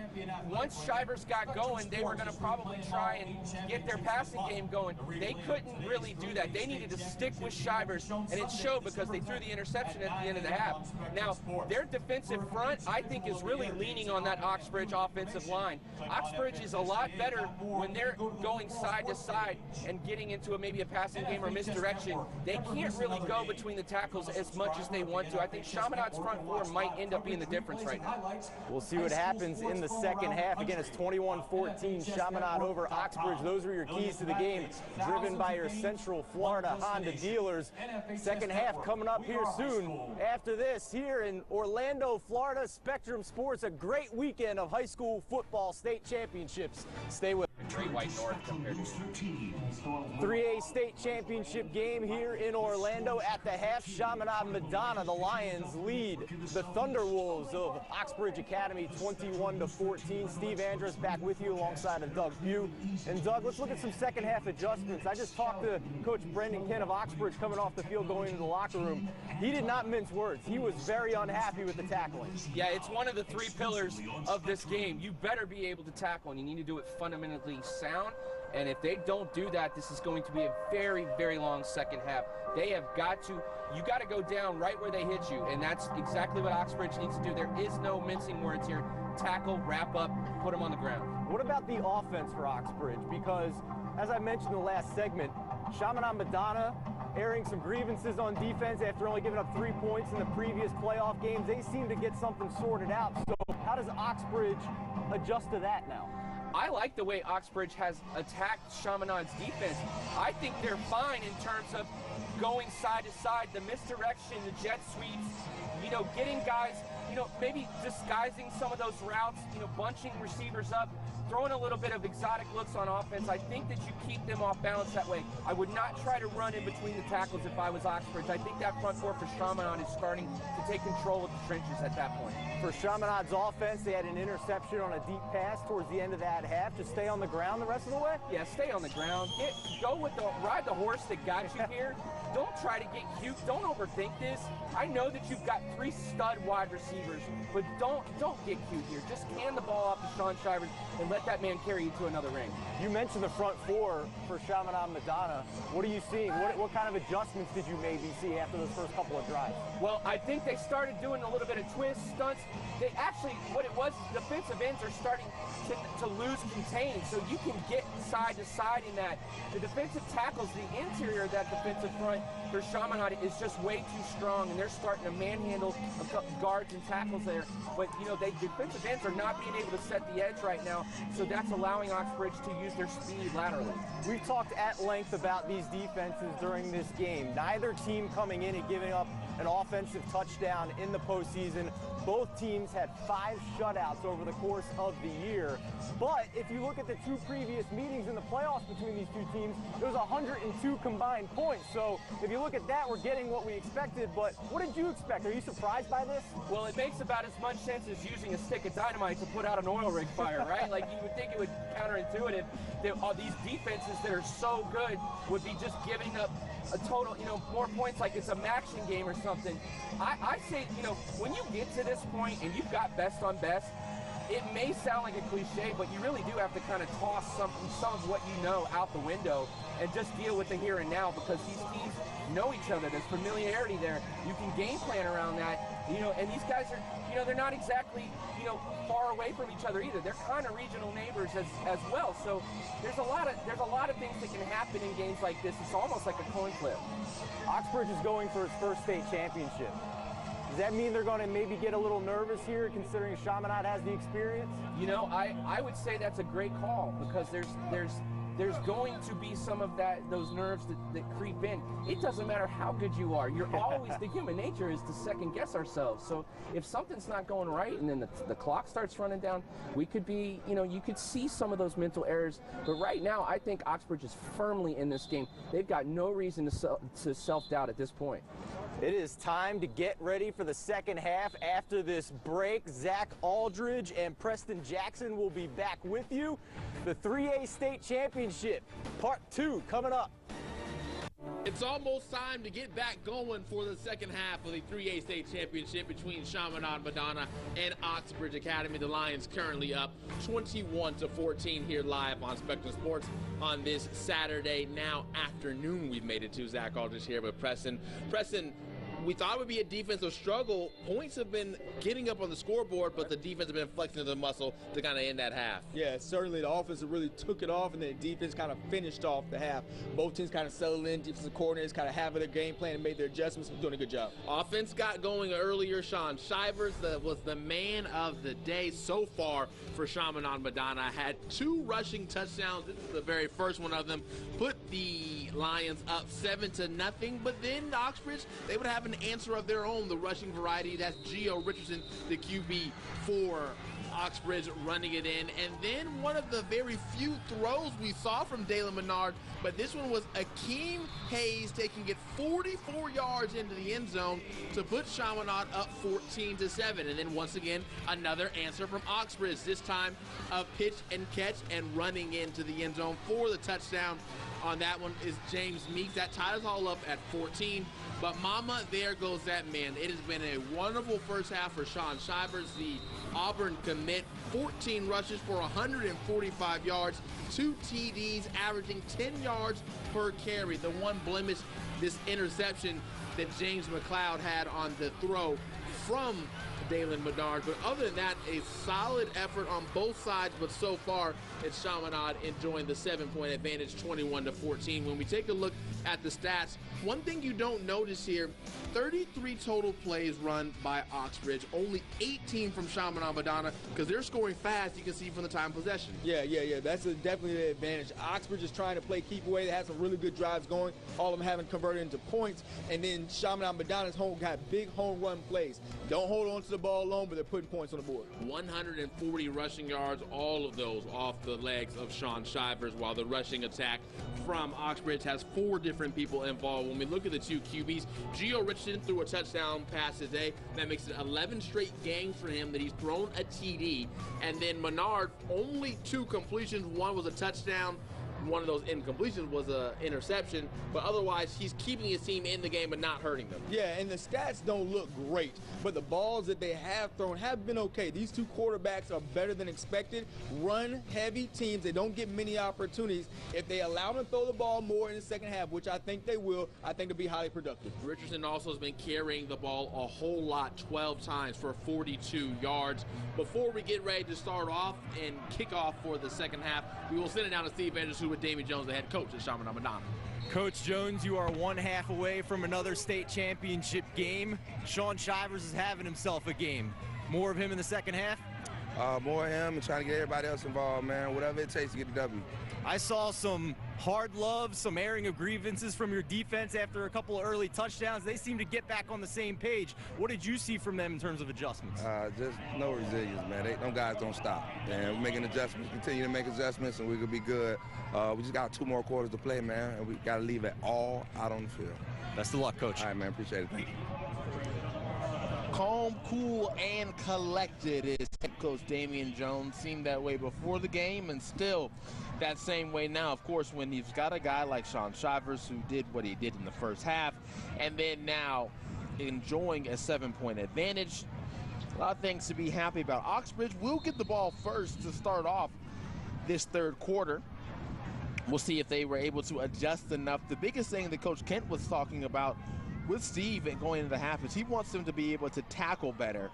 We'll see if they have a little bit better play calling selection to get them in positions to be able to exploit some things they would like to do on the run. Yeah, you can't miss tackles on especially like a back like Sean Shivers, who's going to automatically make you look bad if you give him the opportunity. He's a strong back, but right now basic tackling And blocking is key for Oxbridge. The game is so simple. Blocking and tackling, making good plays, and now they have to be able to convert on offense and score some points. Gio Richardson, we mentioned 12 carries, the most for the team, for his team, in that first half. And that stats kind of skewed slightly because a lot of those carries have been him trying to get out the pocket to avoid a sack. And a great job there to start off the half from the Chaminade Madonna defense, filling that run alley, making the ball go east and west for almost no gain. Matter of fact, it's going to be a loss or two. Deshaun King had nowhere to go, tried to take that end around and get it around. There's nowhere to go. You see right now they stretch the ball, stretch the play out left and right. That's what you're supposed to do. Hands on those shoulder pads, use your leverage. Make that running back go east and west. If he goes north and south, you could be in trouble. East and west, you got a good chance to win that down. Loss of 3 yards on the play. Richardson with a step, and the man to take it, Jordan Cash. Jordan Cash, and you cash in, baby. Put all your chips on the table. I like number 4 to win some of these battles. We said it at halftime. The quarterbacks are better than their stats are saying. You see Richardson right here, floods the pocket out, with a little sprint out pass, and your boy Cash beats the defender right through the middle of the field. And Oxbridge in good field position to start the second half. The second reception of the day for Cash is a 44-yard gainer.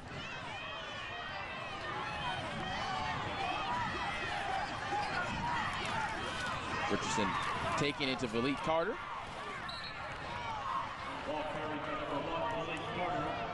Carter's getting a lot of work here on offense, committed to Iowa State as a cornerback, but has the speed, which is why they like to use him so much on those jet sweeps. Another one of these Division I commits that's on the field. Impressive players, a lot of skill guys. That's what teams like to come to Florida for. They want to get skilled players. They want to get more speed. Richardson almost intercepted there by a diving Ahmad Jordan. Ahmad Jordan, great play right there. You got to leave your feet sometime. This is a state championship game, all right? Everything's not going to be all hunky-dory, okay, and peachy keen. So you got to leave your feet, make a play on the football. Good job of that free safety there. Chaminade Madonna is going to play a lot of man free. They're going to man up all the eligible receivers, keep one free safety deep, and that's him right there on the eligible, trying to get upfield. Almost had himself an interception. 3rd and 9 now. Passing down here, Zach. We said it before. Chaminade Madonna is winning on the passing down. This is going to be huge right here for Richardson and the confidence of the offense. They bring the pressure. Empty backfield for Meeks once again as he flips out. What a play call. They knew Chaminade Madonna was going to come with the blitz, so they send the running back right where the blitz came from, and he comes scot-free. Nobody banjoed this call. Meeks slips right out, and you see it looked like a screen to the defensive line, but by the time they got out of there, Meeks was gone. 14 yards on the completion. Setting up another first down here for Oxbridge. Formation variation here. A little quarterback dot play, we like to call that. The quarterback dot. They fake that inside zone look. He'll use the fullback. He'll use the running back as his fullback, the lead blocker. So now you get the running back who fakes the play, and they're just going to lead up in there. Becomes like a quarterback lead play. Again, man free right here for Chaminade Madonna. They're in second and medium. Oxbridge, several different formations. Check the split right here by the inside number 3 receiver. See if they do something with him. Said they'll hand it off. It's not with much room to operate there. That hasn't worked all game long, but I like them trying to establish it and chip away on the inside run. Hawkins and those big guys up front are doing a tremendous job establishing the wall at the line of scrimmage and winning that ball game in the trenches. Nothing has worked inside for Oxford just yet.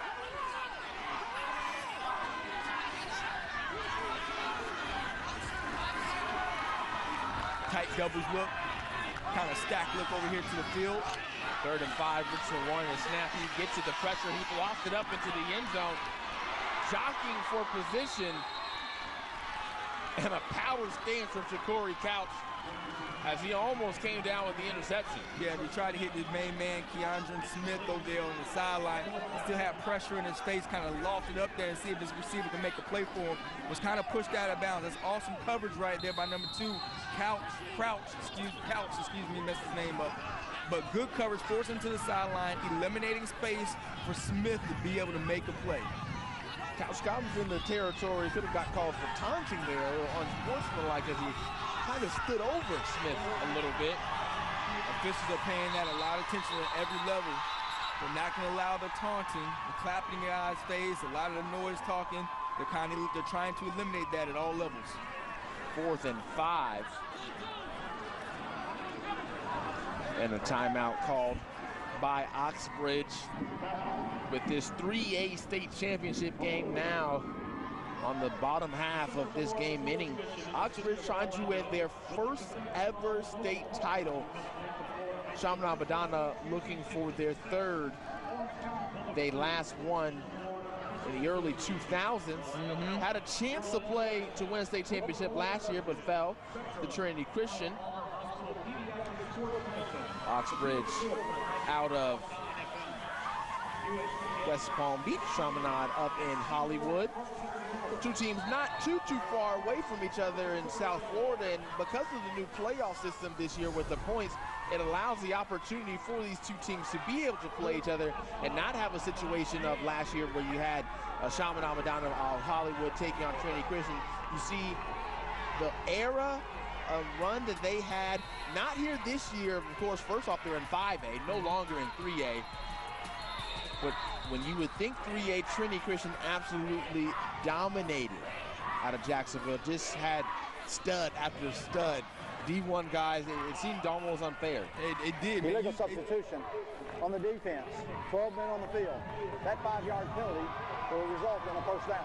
Now, at least the first 3 of those 4 championship teams, those Trinity teams should have been playing 6, 7, and 8A style teams. Classification teams, because they were so talented across the board. They had 11, 12 Division I players on each one of those teams, starting on both sides of the offense and defense. They were extremely stacked. That program there has done a great job producing talent, and I believe they went to the 2nd round this year. You see Richardson in trouble right here, trying to make something out of nothing. The blitz package is killing Oxbridge right now. They have no answer for the delayed blitz by Chaminade Madonna. They're dialing it up every single time it's a passing situation, and they're winning. One of Trinity Christian's losses this year was to Cocoa. And we saw what Cocoa did. Cocoa was here, just barely lost to Jacksonville Reigns on Friday, the first night of Chase Championship on Thursday night. It was a fresh set of downs after 12 men were on the field for Chaminade, so now 2nd and about 9 here. Trying to get out to the outside. It was King, but nothing doing for him there. Yeah, that's not going to work, especially if you don't have a lot of room and you're going to run into the boundary.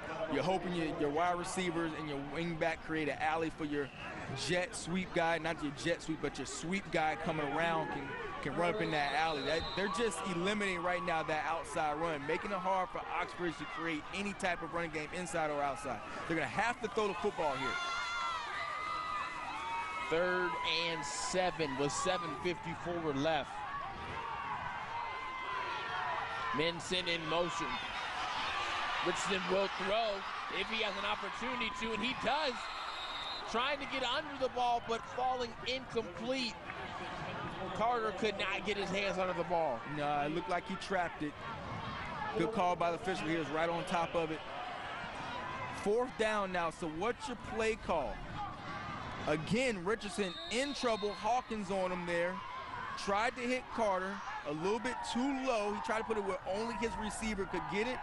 Incomplete pass now, and you got a decision to make. It looks like they're going to try and go for it here. 4th and 7. Split backs.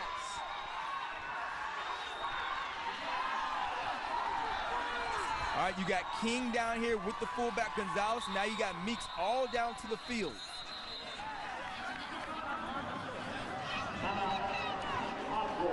Timeout called by Oxbridge, a very important play call coming up here if they do decide to go for it on this 4th and 7 right now. Yeah, RPO all the way. Run pass option all the way, and/or power pass, which could be considered as an RPO. It's going to come. They're going to overload that side. You're going to have 3 levels that's going to flood out the backfield, and it's going to be the quarterback's job to find the open receiver or tuck it and run.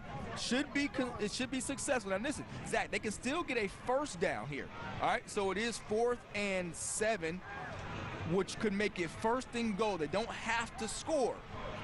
Okay, that's going to be key. You just need the first down, so you can toss it to the first level guy, have him catch it and run for the first down, or if you got an open man in the back of the end zone, you're going to hit him. If they line up in that bunch formation to this side, that power set, expect an RPO, some type of power pass and/or RPO passing play. So far this drive, following the recipe for success that Oxbridge has used in their 2 previous scoring drives, 11 plays, 69 yards, eating up 4 minutes and 19 seconds off the clock. The Thunder Wolves have been a fan of the long drive and now trying to continue that one here on a 4th and 7. Here comes your sprint out right here. Richardson fakes the handoff, throws in and out of the hands, just out of the reach of King. And I like the play call. They brought King underneath the defense. They sent 2 out to the field, brought King across the field, even flooded Meeks to the same side to the boundary. He actually had 2 options. You'll see him here. Uses his eyes to manipulate the defense, sees King right here, and he just can't come down with it. Meeks was also open as he flared out in the backfield. They're going to come back to that call. Like that a lot. A long ways to go now for Chaminade to get. And before Shivers gets going, let me hit this stat real quick. His first 8 carries, 128 yards, average 15.5 yards per rush. Here's his first carry right here. After his first 8 carries, his next 6 carries, Zach, 16 yards, averages 2.7 yards per rush. So that lets you know that Oxbridge found something that they did better after he killed him with the first 8 carries. Menard's got to put the ball in the air some here. They got to back the Oxford defense up. They're crowding the box way too much, taking away number 8, and that's what they should do. Take away their best option. Make them beat you with something else. Kind of alluded to Oxford finding something to stop and slow down Shivers. I think Coach Kent would certainly say one of those things that the flag flies in is just being able to tackle. He was not happy at all with the tackling ability that they show. We saw delay a game. Offense. 5 yards. As the Lions will push back. Still second. After that delay game. We saw Shivers just shake and run his way out of so many would-be arm tackles with relative ease. Kent wanted to make sure that when they have the opportunity, they bring down Shivers because he's got the speed. If he gets away from you, you're not catching that. But you said this earlier in the broadcast, Zach. How come they won't throw the ball to the Alabama commit Xavier Williams? How come they're not throwing the ball to the other Kentucky commit Marvin Alexander? Spin move. They've got a lot of different options. All right, they got to start getting them more involved in the game because, as I said, if number 8's working, you go with number 8. Well, number 8's been bottled up, so you got to go to one of those other big-time playmakers that you have. Bernard hit the B button right there. Picked up about a yard or 2 extra. Pass protection is becoming an issue for both teams. They're not doing a really good job protecting their passer and allowing time for him to go through his progressions and make his reads and hit open receivers. Shivers taking it to the outside, busting it back to the right. That's the first down. His yards after contact are crazy good. Yards after contact, he is not going to go down by the first man. It's going to take a few guys to get number 8 on the ground. That's a big-time running back. You never let the first guy bring you down. You're going to see him right here in the pistol set. Easy play, inside handoff, good vision, avoids the first tackle. 1, 2 guys have to bring him down. Sean Shivers is big time, man. Shivers had a 21-yard run. That one came on a 3rd and long. He's looking to keep churning his way so the Lions can win a state championship. Water break in the 3rd quarter. Spectrum Sports, home of high school sports on air and online. What a shot! Just go to myspectrumsports.com, click on Florida, and select your region. You'll find scores and schedules, plus highlights from your favorite local teams, and see what we're doing in the community. Plus, check out the live game schedule for a complete list of the biggest upcoming high school matchups on Spectrum Sports. Rounding third. myspectrumsports.com, home of high school sports, and exclusively from Spectrum. If you're looking for a job where you play an important role in your company and work in a supportive team environment, join Spectrum today. As a customer service representative, you'll represent the nation's fastest growing TV, internet, and voice company and help bring Spectrum services to the communities we serve. We offer a competitive salary, best-in-class benefits, complimentary services, paid training, and excellent opportunities for growth and advancement. Interested? Go to jobs.spectrum.com today. The best plays on the biggest stage happen right here on Spectrum Sports, home of high school sports, and exclusively on Spectrum.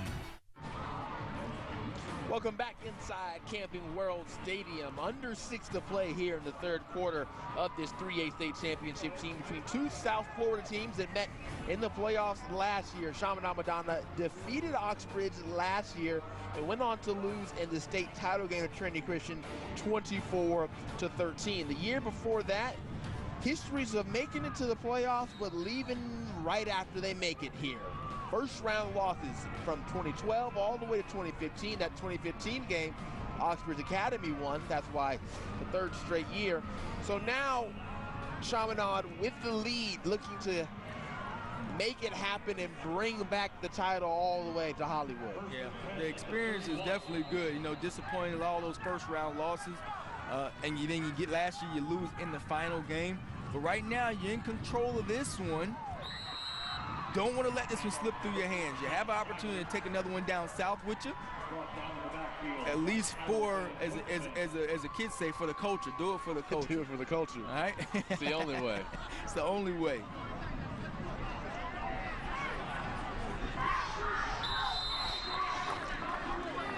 I haven't seen Menard get out the pocket. They haven't pushed the pocket to at least help their offensive line with pass protection. Move your offensive lineman, move this pocket to make your pass look clear. It also just gives you one side of the field to look at. Menard now will look to throw, and he will lock it up for Xavier Williams, who just had to go out past his outstretched hands. And the crazy thing about it, I was about to say, we have not said Xavier Williams' names very much. He hasn't made a catch. He's only been thrown at one time prior to that. Williams, a four-star Alabama commit, the 26th best wide receiver in the entire country, according to 247 Sports. And that's the best chance he's had at a grab right there. Yeah, got to lay out for that with 38 catches coming into this game and almost 700 yards. And Alabama likes him for a lot of different reasons. But you got to lay out and make a play on that one, man. It's just about effort at this stage. Great pitch and catch there. Akeem Hayes, the only one with completions here on throw from Menard. Yeah, Akeem Hayes putting on the show. That's your Kentucky commit, another SEC guy making plays here. Good throw by Menard. You got the dig route coming in from the backside. All hands. Scoops that one up. Great play there. Future Wildcat on your screen. He's down at the bottom of your screen next to number 4 in the slot, who's also going to Kentucky. Flag comes in. One's false start. Prior to the snap, false start. Offense. 5 yards, first. Another way to get your quarterback's confidence going is throw short passes. Get him in some type of rhythm. Get him comfortable throwing the football, especially in this cold weather. Screens, the three-step game, hitch out slants, and some fades if need be, but some high percentage throws, especially the slant, especially the hitch. Get them going, and now you can come back to Shivers and let them keep doing damage. They go back to Shivers. who just will get touched, but he's picking up at least 3 more yards, if not way more. Yeah, I dig it all day. If he's going to give you 3-4 yards, automatically you're good. Not automatically, but 3-4 yards a carry. A few of those are going to get you a first down, and he's your guy. You don't go away from him, but you know they're going to try and bottle him up, so you have to have other options in case they do. Menard's got to be a threat in the passing game. You got a Bama commit on one side, you got a Kentucky commit catching the other side. These guys can do the job. Menard will throw once again, looking, and this time he finds Williams, who scampers into the end zone. And I think we just let the crowd cheer because we set it up. We talked it up right there. 55-yard gainer from Xavier Williams gets his name in the stat book of the 3A state title game. Right. We wanted to see this Bama guy do something. We wanted to see Menard lay that ball out. And now you got Xavier Williams to the end zone. In the stat book, the Bama commit, one of the top wide receiver prospects in the nation, beats this guy one-on-one. You got to win one-on-one battles, and he did so.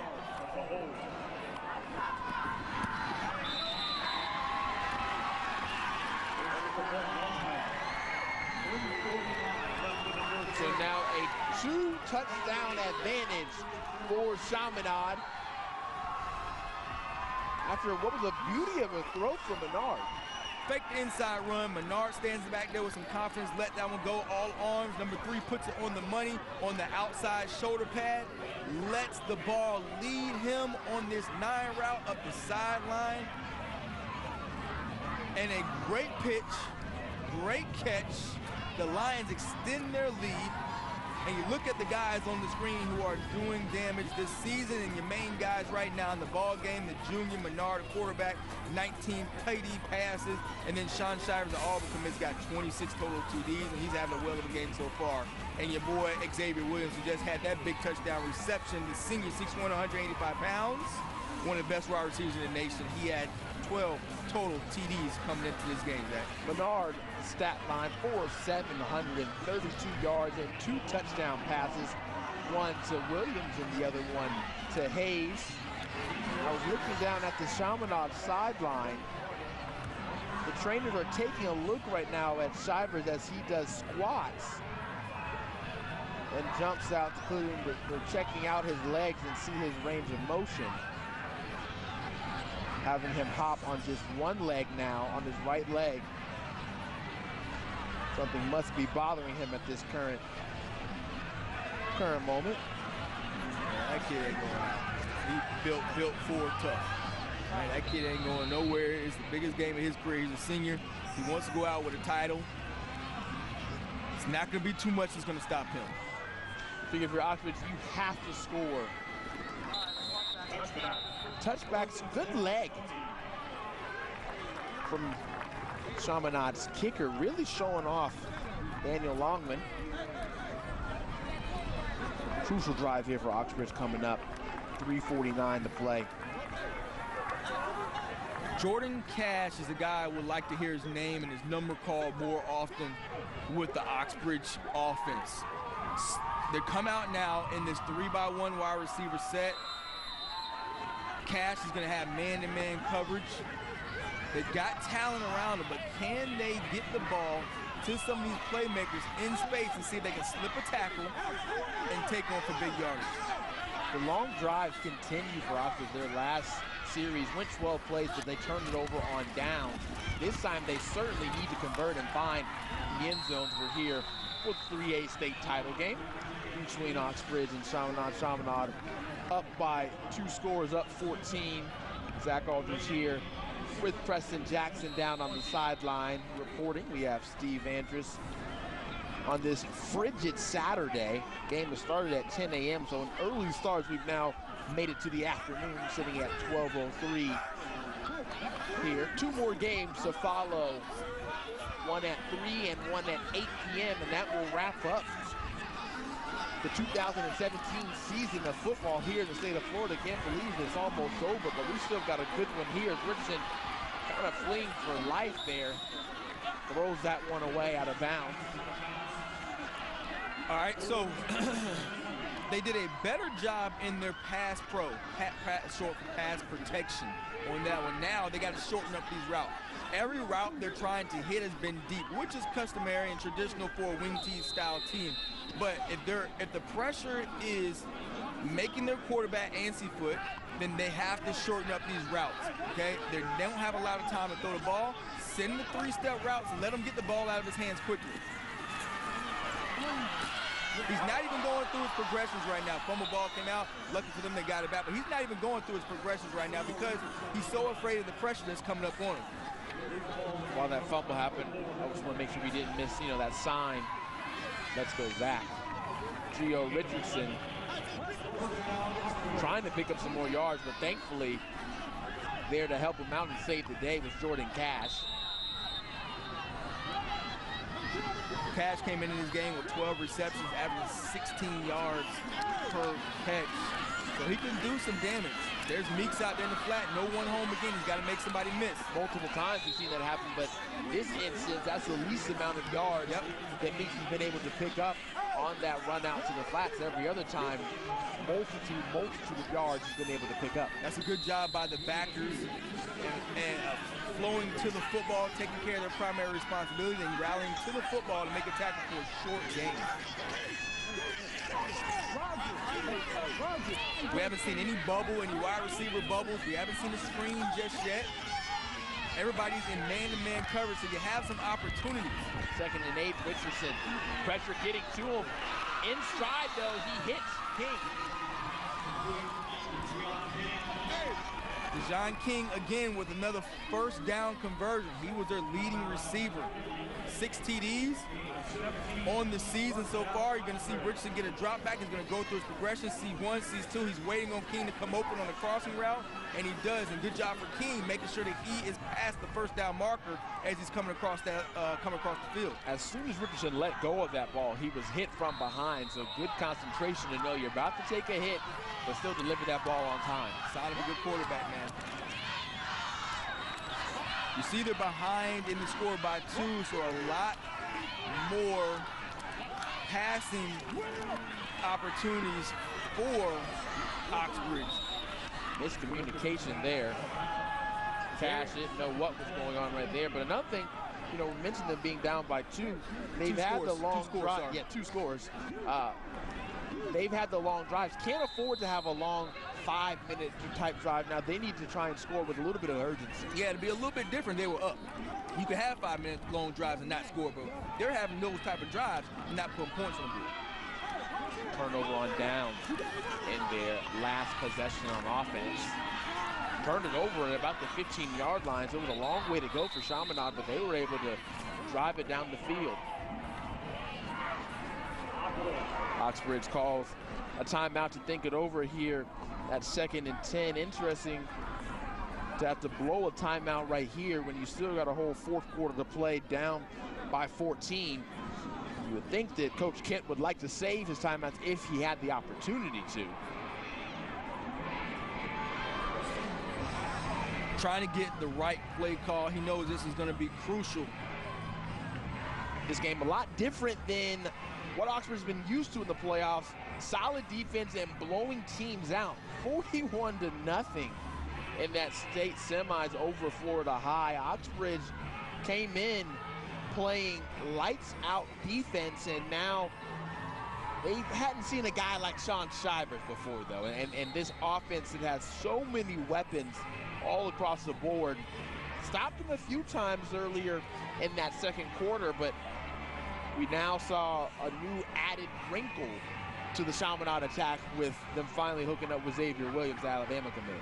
You can make an argument that these 2 teams have had the best playoff runs amongst all 16 playoff teams that are championship teams that have been here this weekend and will be here this weekend. Oxbridge was scoring 38 points per game through the playoffs and allowing just 4.6. High pointing the ball almost was Keidron Smith. Now remember, Keidron Smith is a 6-foot wide receiver. He's got to go up and get that one out the air. 6'3", 183 pounds, thought he had it, but a great fight by McCray. He has 69 tackles on his of his own coming into this ball game. Smith is a 6'3" receiver. You got to end up being 7 foot tall and going to take that one out the air so that smaller corner cannot get his paw on it.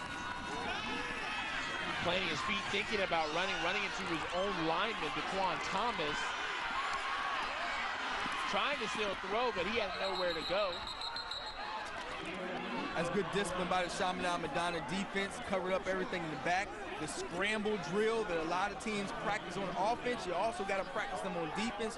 When the quarterback leaves that pocket, wide receivers convert those routes and turn it into 3 different levels, so you got to be able to cover down. And even better with the discipline, not hitting the quarterback late on the sideline where you could have. Still a solid play there by Richardson to turn nothing into something, making a manageable 4th and 1. Big play here. The QB keeps it, and he certainly picks up that first.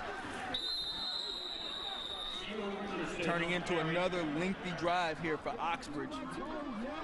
Got to put points on the board as you lose in the 3rd quarter right here, down 2 scores at the least. Enough for the first. Offensive coordinator Jonathan King. His son is number 15, Dejon King. Shoot, I want to see him get the ball to his son a little more. Keep throwing it to 15, coach. This is a state championship game. Don't worry about it. As long as he's making plays.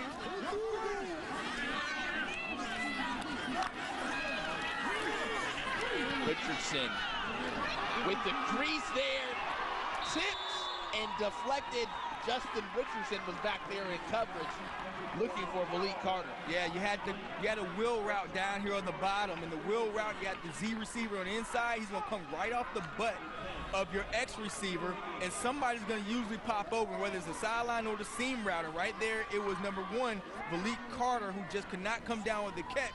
Good coverage there by number 12, Justin Richardson.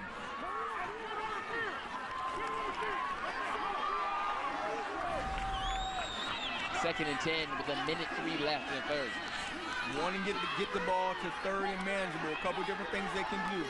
Right now they're going to move this set, switch the formation. Happy feet. Completed pass there. And there's where you have the mismatch advantage, is Meek against the linebackers.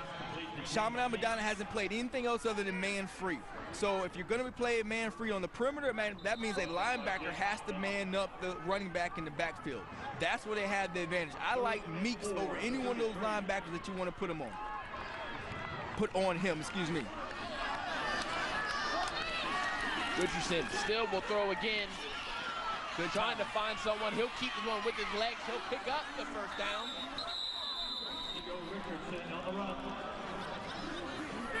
Malik Carter a little slow to get up on that play.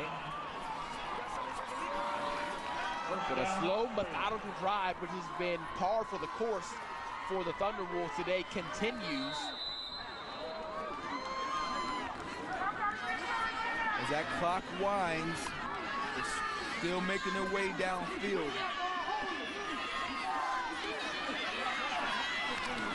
They kind of got this like the snail mentality moving down the field. They're going to get there.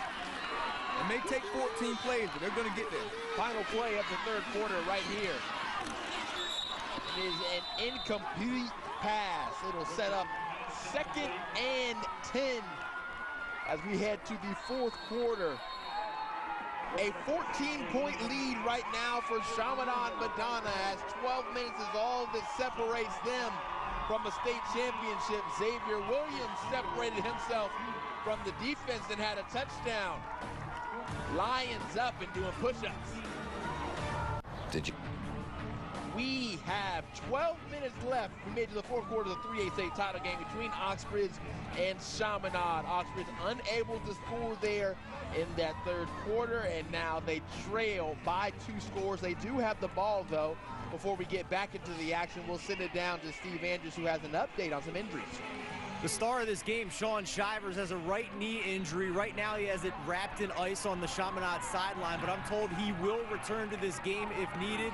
On the defensive side of the ball, one of their playmakers, Diedrich Stanley II, has a right shoulder injury. He was in considerable pain. He is doubtful to return to this game. Thank you very much, Steve. So Diedrich Stanley, as we see Shivers trying to test it out. Diedrich, a sophomore safety in coverage on the defensive side for Chaminade. As Gio Richardson jogs back on the field, first half, took 4 sacks. He was 4'6", 81 yards, took 4 sacks. Second half, 0 sacks, but 5 of 14. So a better job not losing yards, but not as good completing passes. Incomplete there. The drive we mentioned would kind of need to be a quick one for Oxbridge. They now run 14 plays in this drive, approaching the 4-minute mark on this drive. Not what the doctor ordered. The tortoise or the hare, all right? It'd be cool if they were winning, but right now they're back some.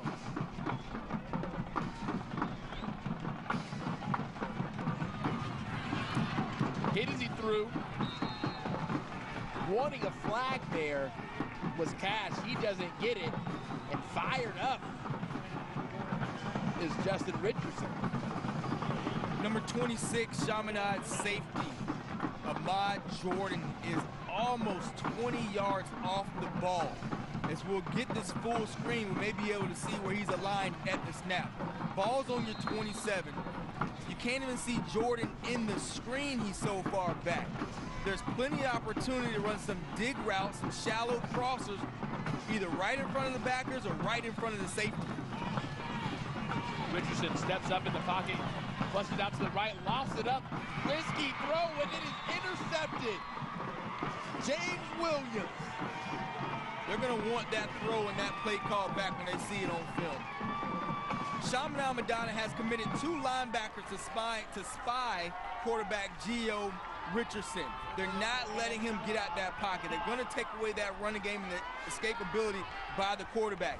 They like the advantage that they think they have in coverage. As you'll see it right here, number 5 with the interception. James Williams picks that one off, but everything is open in the center of the field. They just haven't tried to attack it.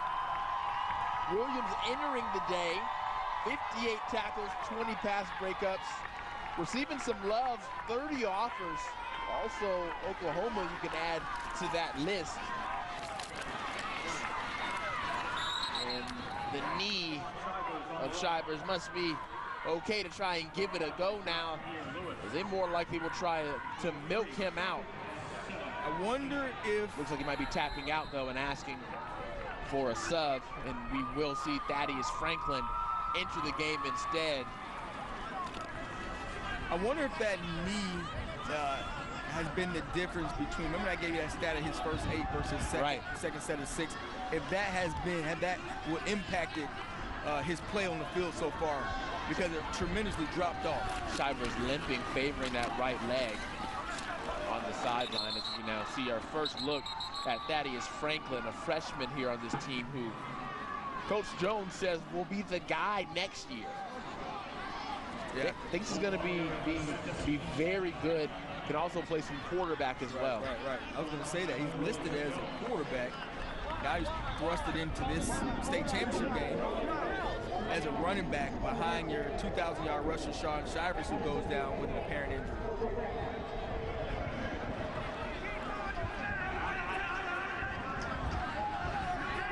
Three teams on the field here today, Chaminade Madonna and Oxbridge, and then you have your team of officials who have done a good job this game and pretty much all weekend for the different officiating crews who have been here in Orlando taking care of the players on the field and managing what goes on between the sidelines. Franklin, more dosage of him. Defense doing their part right here for Oxbridge. If they can keep Chaminade Madonna pinned up towards their goal line, force the punt, they'll have excellent field position, and maybe they can score without having a 14, 15 play, six-minute long drive. Absolutely. 3rd and 9 here. 2 runs from Franklin. Came into the game now with Sean Shivers' knee injury, too much and more than he could handle.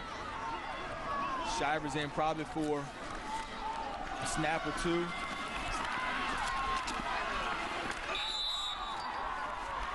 That's the way to rally to the football on defense right there. Big stop made. They're going to force a punt. They need a good punt return and or a good bounce to go their way. If I'm the offensive coordinator, man, I'd like to see some type of deep pass on the first play. See if I can get some momentum, see if you can get them sleeping. You know that they're expecting the pass, but see if you can go over their head, because all they're going to do is match you up man to man. They think they have the advantage. They've been extremely successful right now, but the middle of the field is open. Play for the return here. Carter will not have a chance to return from the speed down. At the 49-yard line, 38-yard punt.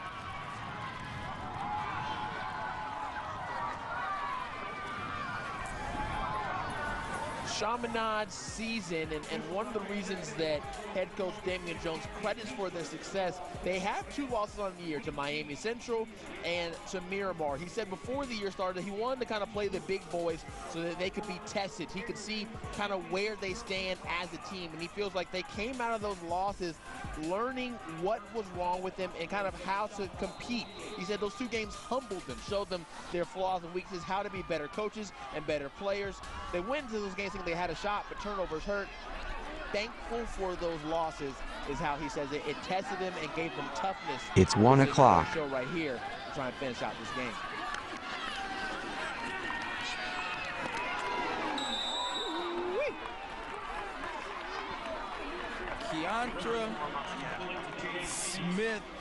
Keontre Smith with a big one-on-one open field tackle.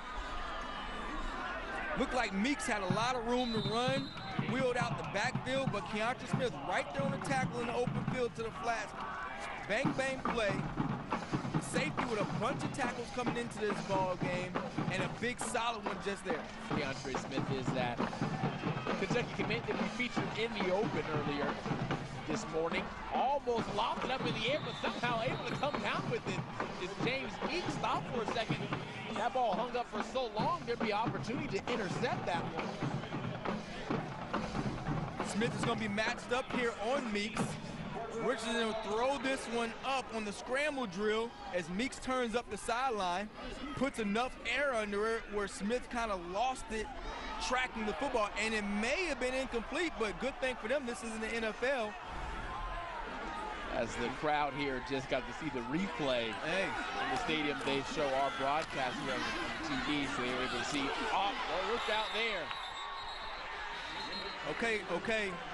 Okay, Gio, you're going to get your man killed, okay? You know it's man-to-man coverage. Smith is somewhere to be found. You can't loft the ball up like that and expect him not to get his whole chest blowed up by one of the top safeties in South Florida. Great play here. Puts his helmet right into that chest cavity. Oh, and Meeks going to have a conversation with him in the huddle. we got to talk, man. I'm trying to be okay. I'm trying to get out of here. Right. 2nd and 10. Play clock winding down, game winding down, 8:06. They haven't utilized the tight end, big number 5, just yet. They give this one out to Carter, who almost spins out of the tackle to stay within range. Herman McCray lined up at the tight end position, number 5. He's been quiet today. They haven't paid much attention, and he could make an impact as we see all the defensive plays right here by Chaminade Madonna getting hands on the football. The defensive backfield play has been excellent. All man-to-man coverage. Smith makes a big pop right here. They've been all over the field like sharks with blood in the water. They've flown to the football, flying to the football, and making plays on the ball. Richardson wide open and reaching for the goal line and having a touchdown is Herman McCray. Just mentioned they hadn't thrown to the tight end. They finally go to that tight end who's going to Georgia State as a tight end, and Herman McCray makes this a 1-score ball game. Appreciate you, Coach, making us look good up here in the box, Spectrum Sports. McCray's been quiet. They haven't paid much attention to him. I felt he could have the opportunity to leak out untouched, and that was pretty much it. Puts Oxbridge on the board. Still plenty of time for Oxford to come back. The Thundercats in position in this ball game. Very Thundercats. Thunderwolves. I'm thinking, Thundercats is a good cartoon. Well, Thundercats is Thunderwolves, something, right? I apologize. I can't remember what. I just don't know what a Thunderwolf is, so I said Thundercats by mistake. I apologize to Oxbridge fans. But what is a Thundercat? Thundercat is a cartoon, and that's all I really know. Okay, that's all that really matters is that we know Thundercats is one of the great cartoons of the day. Thundercats, He-Man, Voltron, Garfield. Come on, those are good cartoons. I'm a Hey Arnold fan. A Thunderwolf, courtesy of our statistician Pat Herman, is a regal and majestic animal. The Thunderwolf has evolved into the wisest and strongest of all beasts. Okay. Thank you very much, Pat. That's what we have Google. Pat a man of many talents. Man of many talents up here. So we now know what a Thunderwolf is. Yep. And also, I want everyone to know that we've also got a daily sportscast on the news channels for you to check out. Spectrum Sports 360 airs each night at 10:30 on Bay News 9 in Tampa and News 13 in Orlando. Great conversation, lively debate, plus sports stories you'll be talking about the next day. Spectrum Sports 360, informative, interactive, inspiring, like that tackle right there, every night at 10:30 on Bay News 9 and News 13. You can catch Spectrum Sports 360. So it'll be on tonight, 10:30. We'll recap the games, especially with Dr. Phillips playing tonight. You can see how the local team fares in the games. Tune over whether you live in the Tampa Bay area or the Central Florida area over Bay News 9 or News 13 every night of the week.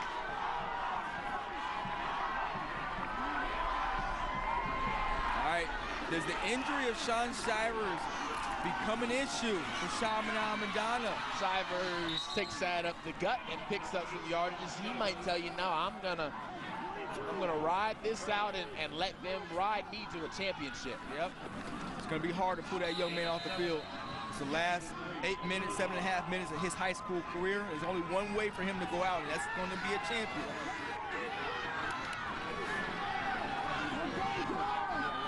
They're going to keep running this football, kill the clock, take downs away from Chaminade Madonna. They're going to have to get upfield, pressure Shivers, keep him behind the line of scrimmage if they want an opportunity to get the ball back for the offense. Great pursuit.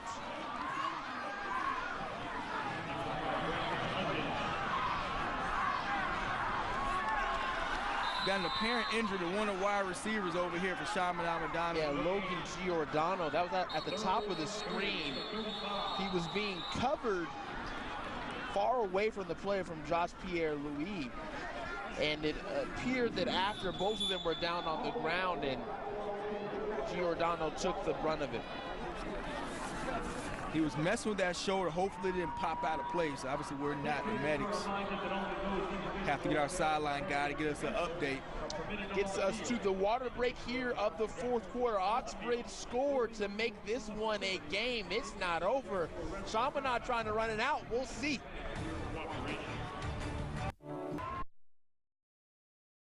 All that separates us from crowning a champion in Class 3A. Oxbridge Academy down by 7, trying to make a defensive stop.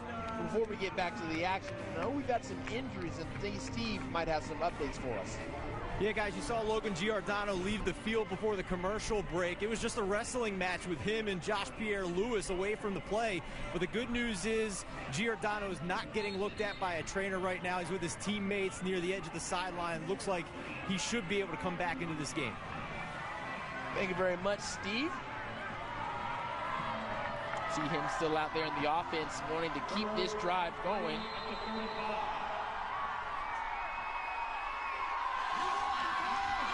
Third down, 3 yards to gain. Sean Shivers dealing with an injured right knee, and he will not get there.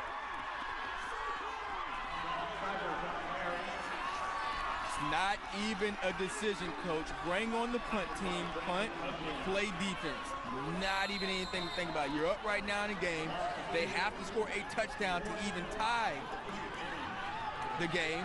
A touchdown and an extra point. Kick the ball, play defense. Oxbridge now with a lot of life. Okay, a lot of life, a lot of momentum. Coming off a big drive, big scoring drive. Let's see how they answer here. If they can follow it up and put one in the end zone again. Derek Wells was fired up after making that stop there. Malik Carter will let this one hit. It appears that Chaminade thinks it's their ball, saying that it touched an Oxbridge player.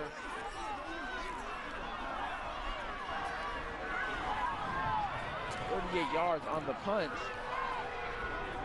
Let's see if we have another look at that punt.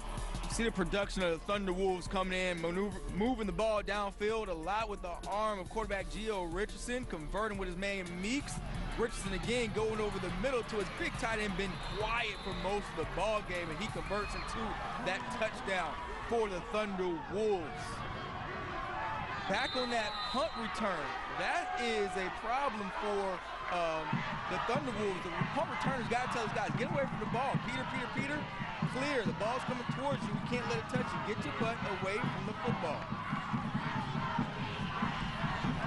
Let's see if we have a look at that punt after this play right here. Richardson keeping this one himself. Picks up about 9, close to the first down marker. It is Oxbridge ball here after that punt, but Chaminade had a case. We haven't seen the zone read out of Oxbridge just yet. A lot of inside zone, declare handoffs. Right there, the zone read by Richardson with Meeks in the backfield, keys it up and makes a good read for big yards.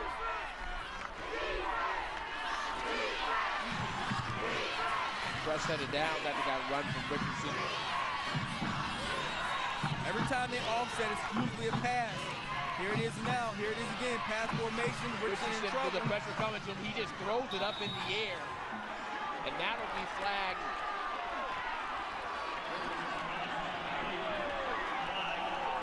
You can't make mental mistakes. You can't make undisciplined mistakes at this point in the ballgame.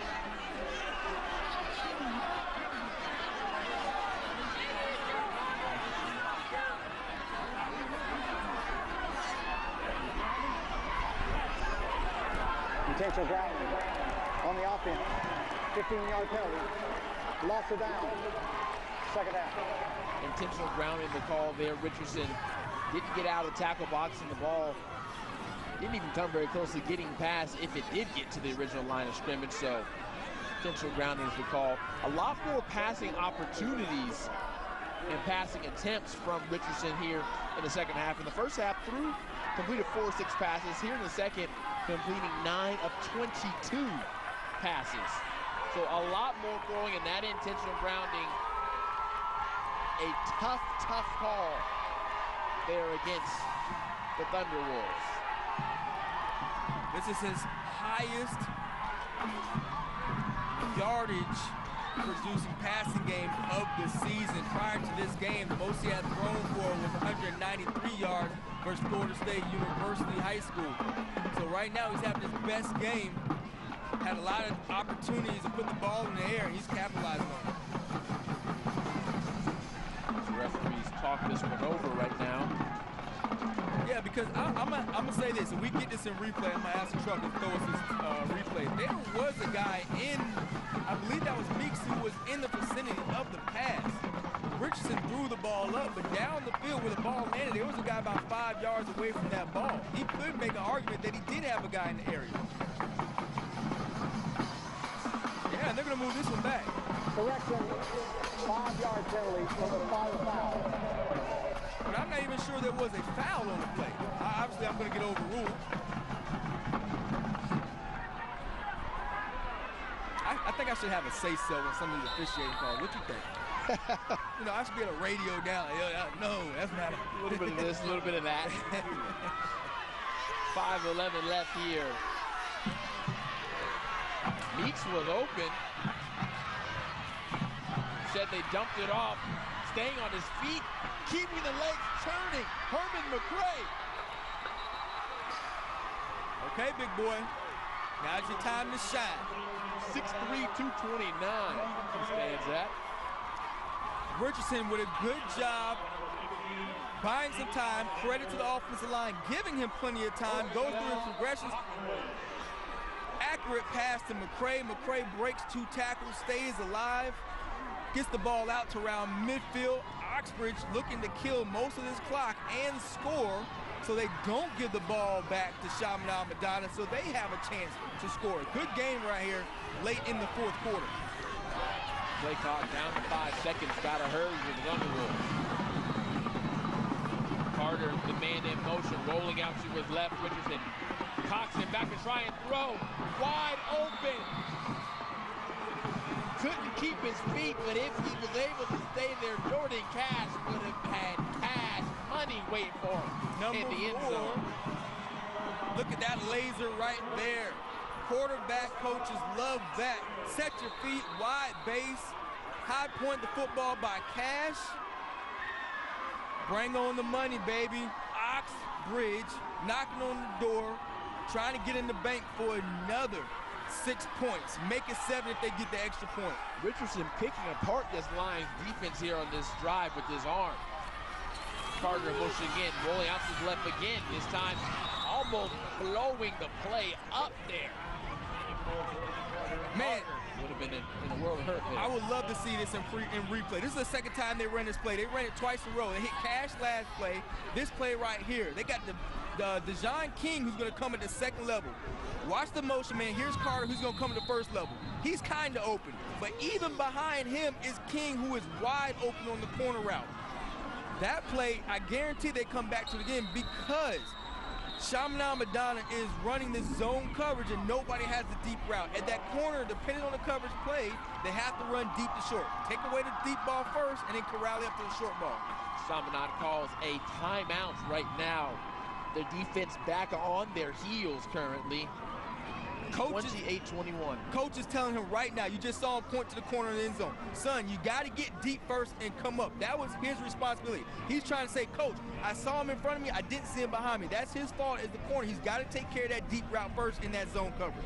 4 minutes and 26 seconds is all that separates us in this 3A state championship game between Oxbridge and Chaminade Madonna. The Thunderwolves of Oxbridge certainly making this one very interesting as we go all the way down to the wire. This trophy will be handed out in a few minutes. Who will be the one to toast it? We'll find out soon, but Preston, right now, this is going down to the wire. Really didn't think it would be this way. You had a chance for Chaminade Madonna to be able to run the ball out, get that 3rd state title. Oxbridge hungry for supremacy for the first time ever. Oxbridge has to anticipate that Chaminade Madonna is going to make the adjustment and have that play covered up right here. So they need to bend something back towards the middle of the field. Send something to the corner, but bring in the post route as the defensive backs void the area. Let's see what they get here. 2nd and 10. Richardson looks out to his right, running himself, just got tripped up. Very big tackle there from Zachary Dixon. And he wanted it. They wanted big number 5 right over the middle of the field. Expand the field, let the secondary get to the deep routes in the corner and have the middle wide open, but a good job by Chaminade Madonna in the deep of the secondary, man-to-man coverage. Every eligible receiver was accounted for. Good coverage there by the team in blue. That was a big diving tackle there from Dixon. Yeah, sure was. But I like Richardson, what he's been doing this 2nd half. Every pass hasn't been there, but he's throwing with confidence. 3rd and 7, throwing again, the pressure getting to him, being flushed, avoiding his Richardson, he throws it up. Incomplete! Josh Pierre-Louis couldn't get there. The pressure initially applied by Ahmad Jordan. Dedrick Stanley ripped that ball out, looked like it was going to be completed. Here's Richardson again, buying time, reverses out, feels him on his top shoulder, releases this one, looked like it was on the money, and then Dedrick Stanley gets that ball out. The play's never done until the ball's on the ground and that whistle's blown. 4th down and medium here for Oxbridge. 2 for 5 on 4th down tonight. None are bigger than this one right here. 3:35 left. Richardson to his left. Open in the flat. He's got a first down and more. A touchdown. Deshaun King. No flag. Extra point pending. Oxbridge will have an opportunity to tie this ball game up. Same play in the flats. Deshaun King. Coach, call your son's number. He gets into the end zone. Good job. And it worked 3 out of the 4 times on this drive. Come back to it again, Oxbridge. Great play call. King comes across in motion. You see Mix picks up the first initial rush upfield. Deshaun King makes the catch in the flats, makes the guy miss, and gets into the end zone. Now you got yourself a tied ball game. 3 minutes left. Chaminade Madonna's going to get a chance to answer back and finish this ball game off. But Oxford's playing spirited defense. Good play calling on offense. They've come back from 2 touchdowns down. I'm kind of like a fan right now. I'm up here truly excited because now we finally got one of those ball games in state championships that we wanted. Tie ball game, not a lot of time. You see your boy Richardson right here. Move out the pocket, money pass, and then King puts on the crown. And we in the end zone, tie ball game, baby. Made a man miss, had the first down, and then said, I'm not stopping till I get 6. That's the way I like coaching. I like play callers who say, hey, it's there. Don't do anything else. We're going to come back to what's worked. There's nothing fancy about it. We found a weakness in the defense. The flood routes, the short level, send somebody deep behind him. The corner hadn't picked it up yet. And then when he did pick it up like he was supposed to, we throw it right in front of him, missing the tackle. Deshaun King makes him pay. Richardson having a whale of a game for his best game of his senior career. There's a look at that offensive coordinator, Jonathan King, just dialed up a play to have his son scamper into the end zone. You're gonna get Richardson back. He's only a junior. I apologize. 6'1", 195 pounds. Junior Gio Richardson having a great game. Returnable ball there, short of the 30-yard line. The difference in the past 2 drives for both of these teams. Oxbridge, a 5-play drive that went 48 yards for a TD. An 8-play drive that went 71 yards for a TD. On the other hand, Chaminade Madonna, a 3-play drive, 5 yards, 3-and-out punt. Then another 3-and-out punt. Both of them taking up about 2 minutes off the clock. So the defense of the Thunderwolves has been able to come up and make stops when they've needed to. They can get another one. They might have a chance to run this one out and get a touchdown and win this in regulation. Shivers didn't look too good coming out there. He's got a nice limp going, but they need him on this drive. They're going to put the ball in the air. Menard throws right here, number 4. Great breakup right there. Waited too long. He had Marvin Alexander coming open in the middle of the field. Menard waited a second too long. Carter making plays on offense. No bigger play for him on defense. Could have got there slightly early, but a good no call, letting the kids play, letting the kids determine who's going to be the champion today. Number 1 with a huge play on defense, a big down, 2nd and long here for Menard. He's going to have to put it in the air. Shivers is going to be used in pass protection. Let's see where he goes with this football. Crowd starting to make a little bit more noise. Shivers keeps it himself. Having more trouble not getting those running lanes like he's had earlier in the game. Not sure if that's due to injury or just sheer defensive will from Oxbridge. I'm going to go both. I don't want to take the credit away from how Oxbridge is playing all second half, but I don't want to take away the credit from Shivers the way he did play in the first half. I definitely think the injury is hampering him some. So now 3rd and 9. Chaminade trying to avoid 3 straight 3-and-outs.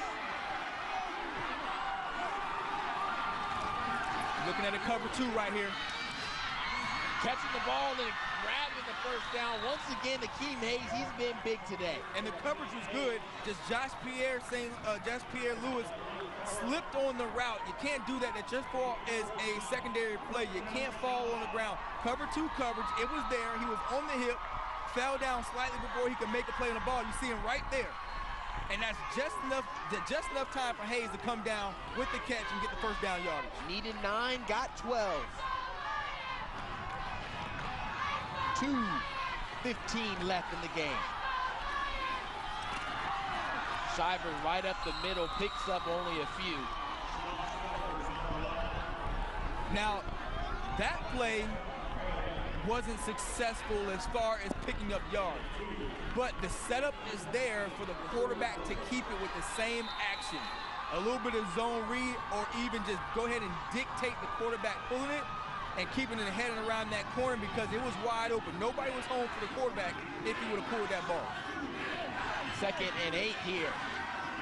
4 receivers.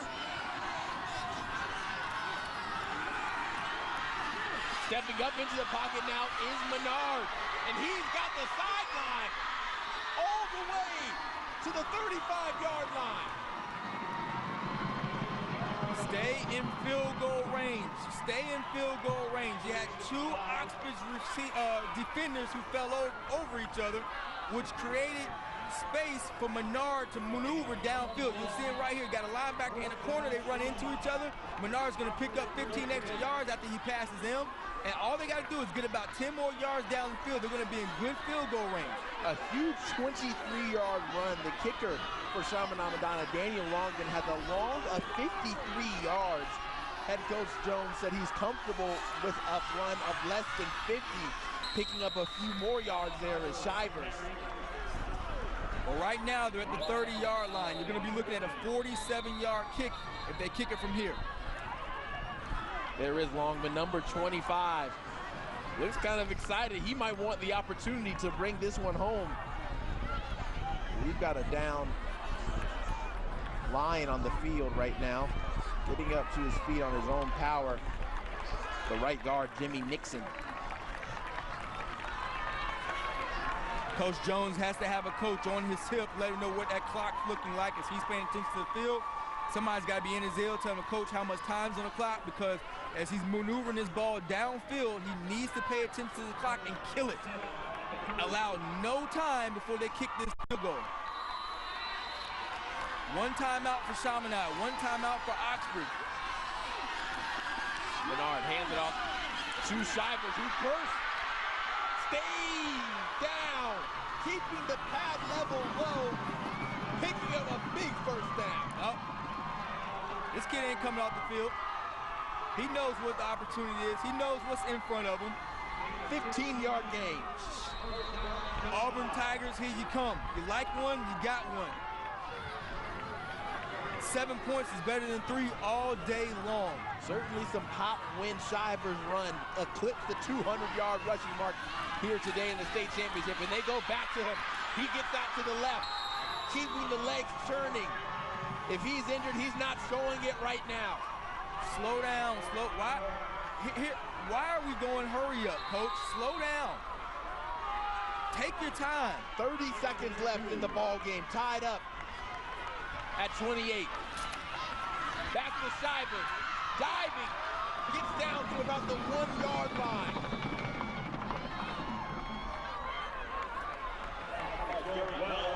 Shivers off tackle right here. Go ahead and put this one in, put it away.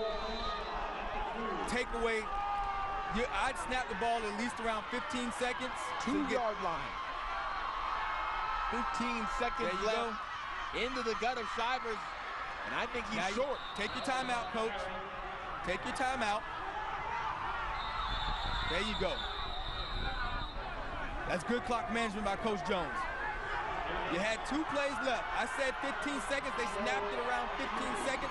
Gives Shivers a chance to put it in the end zone. You still had a timeout left. Gives you enough time to bring your kicker on the field to set up for the game winner. You're right, knocking on the goal line. The look of Coach Kent, who has 1 timeout left in his pocket. He may ice him. He may use his timeout to ice him. He's not going to have much time to do anything else after the kick, so he's probably just going to use it to ice the kicker. But great clock management by Coach Jones, all right? Snap it where you only have one play left and your opponent's not going to have any time left on the ball. You know you got a good kicker. You can depend on him to knock this one down.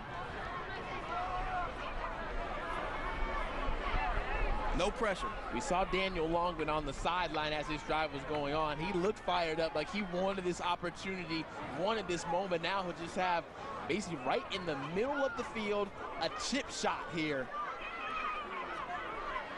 On the season, he's been solid.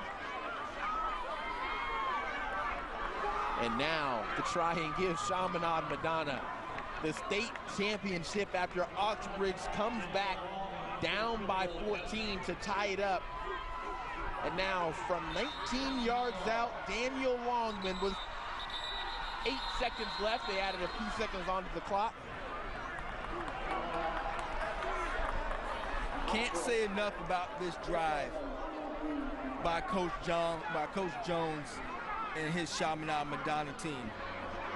They needed a big one to put them on the doorstep, and they got it. Chaminade knocking on the door of winning their 3rd state title in school history. You see, they won in 03 and 05. Then they've made it back to the state tournament, but always left at the altar. State finalists last year, state semis, losing in the Final Four years before that. Now, looking to up that percentage of playing games in the state championship and coming home a victor. It rests on the legs of Daniel Longman, who will have an opportunity to kick a 19-yard field goal. As Coach Kent on Oxbridge Academy counts up his guys, trying to ice Longman to make sure, see if he can have an opportunity to send this one into overtime. Got to be crazy thoughts right now going through the head of Longman with knowing you've got this right here. Starts with the snap. Good snap, good hold, kicker, do your job. Slightly off center, the kick is up, and it's through the uprights. 4 seconds left on the clock, Daniel Longman puts that one in, gives Chaminade a 3-point advantage in this 3A state championship game with 4 ticks left on the clock. 11-play drive, 69 yards later. 3-point lead for Chaminade Madonna, 3A state title game, and a masterful job on the 2-minute drill for Coach Jones and Chaminade Madonna. You practice that every single practice, and when it pays off, situational football, your kicker comes through, your snapper starts it off, your holder gives you a clean one in Menard, and then your boy finishes the drive off, 3 points on the board. Chaminade Madonna looking good. Crowd's excited. Followed their team up here from down south. No better way to pay him back than with a win. David Richardson was the snapper on that one, the holder, the QB, David Menard. How are you kicking this one right here in this situation? I'm squibbing it. Squibbing it, try and kick it to one of these up backs.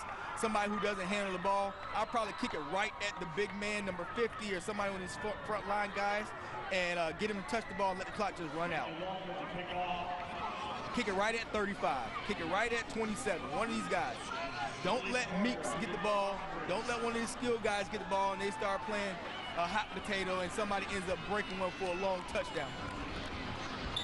Daniel Longman just gave the lead to his side, now has a chance to kick this one in precise position to end the game with 4 seconds left. Man, just dribble it like an onside kick. Just tap it. All he's got to do is get to the 50.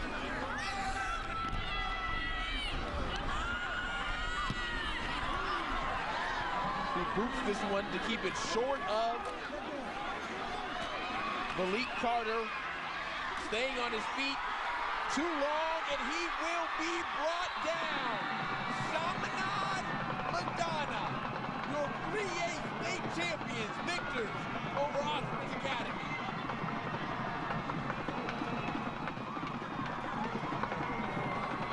Just let it soak in.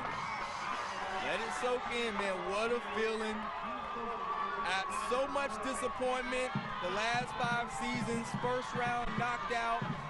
Last year you lose on the same field at the same time of the year. This year you overcome obstacles. You play the best teams in the area to start the season off. Everything pays off for you. Your team shows resilience. And at the end of the day, you win the ball game. All so sweet. You alluded to that. They wanted a tough schedule to atone for the way the year ended last year. Had the challenges. He felt like Coach Jones said the differences this year is they know how to wake up. They knew how to play in an early game after going through it and losing to Trinity Christian last year. They were amped up because he felt like last year they had a little bit of down energy. When they were warming up, they were playing music, getting hype. We saw Shivers dancing when we featured him in the open. The guys were ready, so was Steve Andrus celebrating with Chaminade. As if there was any doubt who the player of the game is in this 3A state championship game. Running back Sean Shivers, 216 yards, 2 touchdowns, a lot of those playing hurt in the second half with your right knee. How were you able to gut this out? Well, you know, my mama and everybody else told me if something hurt on you, just keep playing, don't think about it. So what I did was I didn't think about it, I just kept playing. That last drive was all you with that injured knee. What are you feeling right now knowing that you're the champs? With Queen playing, we are the champions here in the stadium. It's just excitement because, you know, we've been trying to get, last year we came on short and we've been trying to get back here, and just to win, right, just to win, it's excitement. What does it mean to go out as a state champion in your high school career before you head to the SEC? It's a big accomplishment for me and my team. Go celebrate. Congratulations. Thank you. Sean Shivers with the huge game today. In the first half, had 14 rushes for 140 yards and 2 TDs. Then gutted his way, dealing with the knee injury, to 16 carries for 76 yards. That was some clutch running he had in that final drive that led to the Daniel Longman field goal. Unfinished business was the rallying cry from head coach Damian Jones. Says it wasn't personal. They weren't looking to get revenge, and you see tears of joy falling down from the members of the Lions, but says it's just business. We want to win. We've got D1 guys up and down the roster. If our wide receivers don't always get the ball, hey, all that matters is that we win. They got that win today, and a year after you mentioned the disappointment of losing in the state championship, they get back here and bring home the gold now. Absolutely, man. No better feeling for them. It's going to be a fun ride home. You just know that all your work that you put in, the game of football is not fun. Nobody likes to work out over summer. Nobody likes to train all those days. You do it all for this. This is fun. Winning is fun. When you accomplish something, it means something to you. And just let me highlight Gio Richardson while I have a chance. The young man finished the ball game with 286 yards in a losing effort, 12 of 27 for 205 yards and 2 TDs in the second half. I really credit Gio Richardson for driving the comeback for Oxbridge and making this such a great game for us and spectators at home. At a time when their offense was slowing down, he used his legs and got them in the right fits to come home a state champion. But this isn't the only game that we have today. We now know Chaminade Madonna are your 3A state champions, but we have 2 more games at 3 p.m. Bartram Trail versus Venice, and then the local team, Dr. Phillips, making the short drive over from the Universal area to come take on Atlantic at 8 p.m. in the 8A state championship game. Great football still to be played here, and what's been a wonderful weekend so far here inside Camping World Stadium. Hard to believe that this is almost all said and done, but just like that, you know, Chaminade celebrating. Yeah, man, and it seems like something special happens in Orlando. We appreciate both teams coming out here, giving us what they had. Chaminade Madonna, your 3A state champions, and Oxbridge Academy, great game. Safe travels home. Shivers ends his career with over 2,000 yards, 26 CDs on the season. A great game from him. A beautiful crew we had here today. Our producer, Scott Ingles, director, Bob Herman. Steve Andrus, Preston Jackson, our statistician, Pat Herman. I'm Zach Aldridge saying so long, Chaminade State champs. The best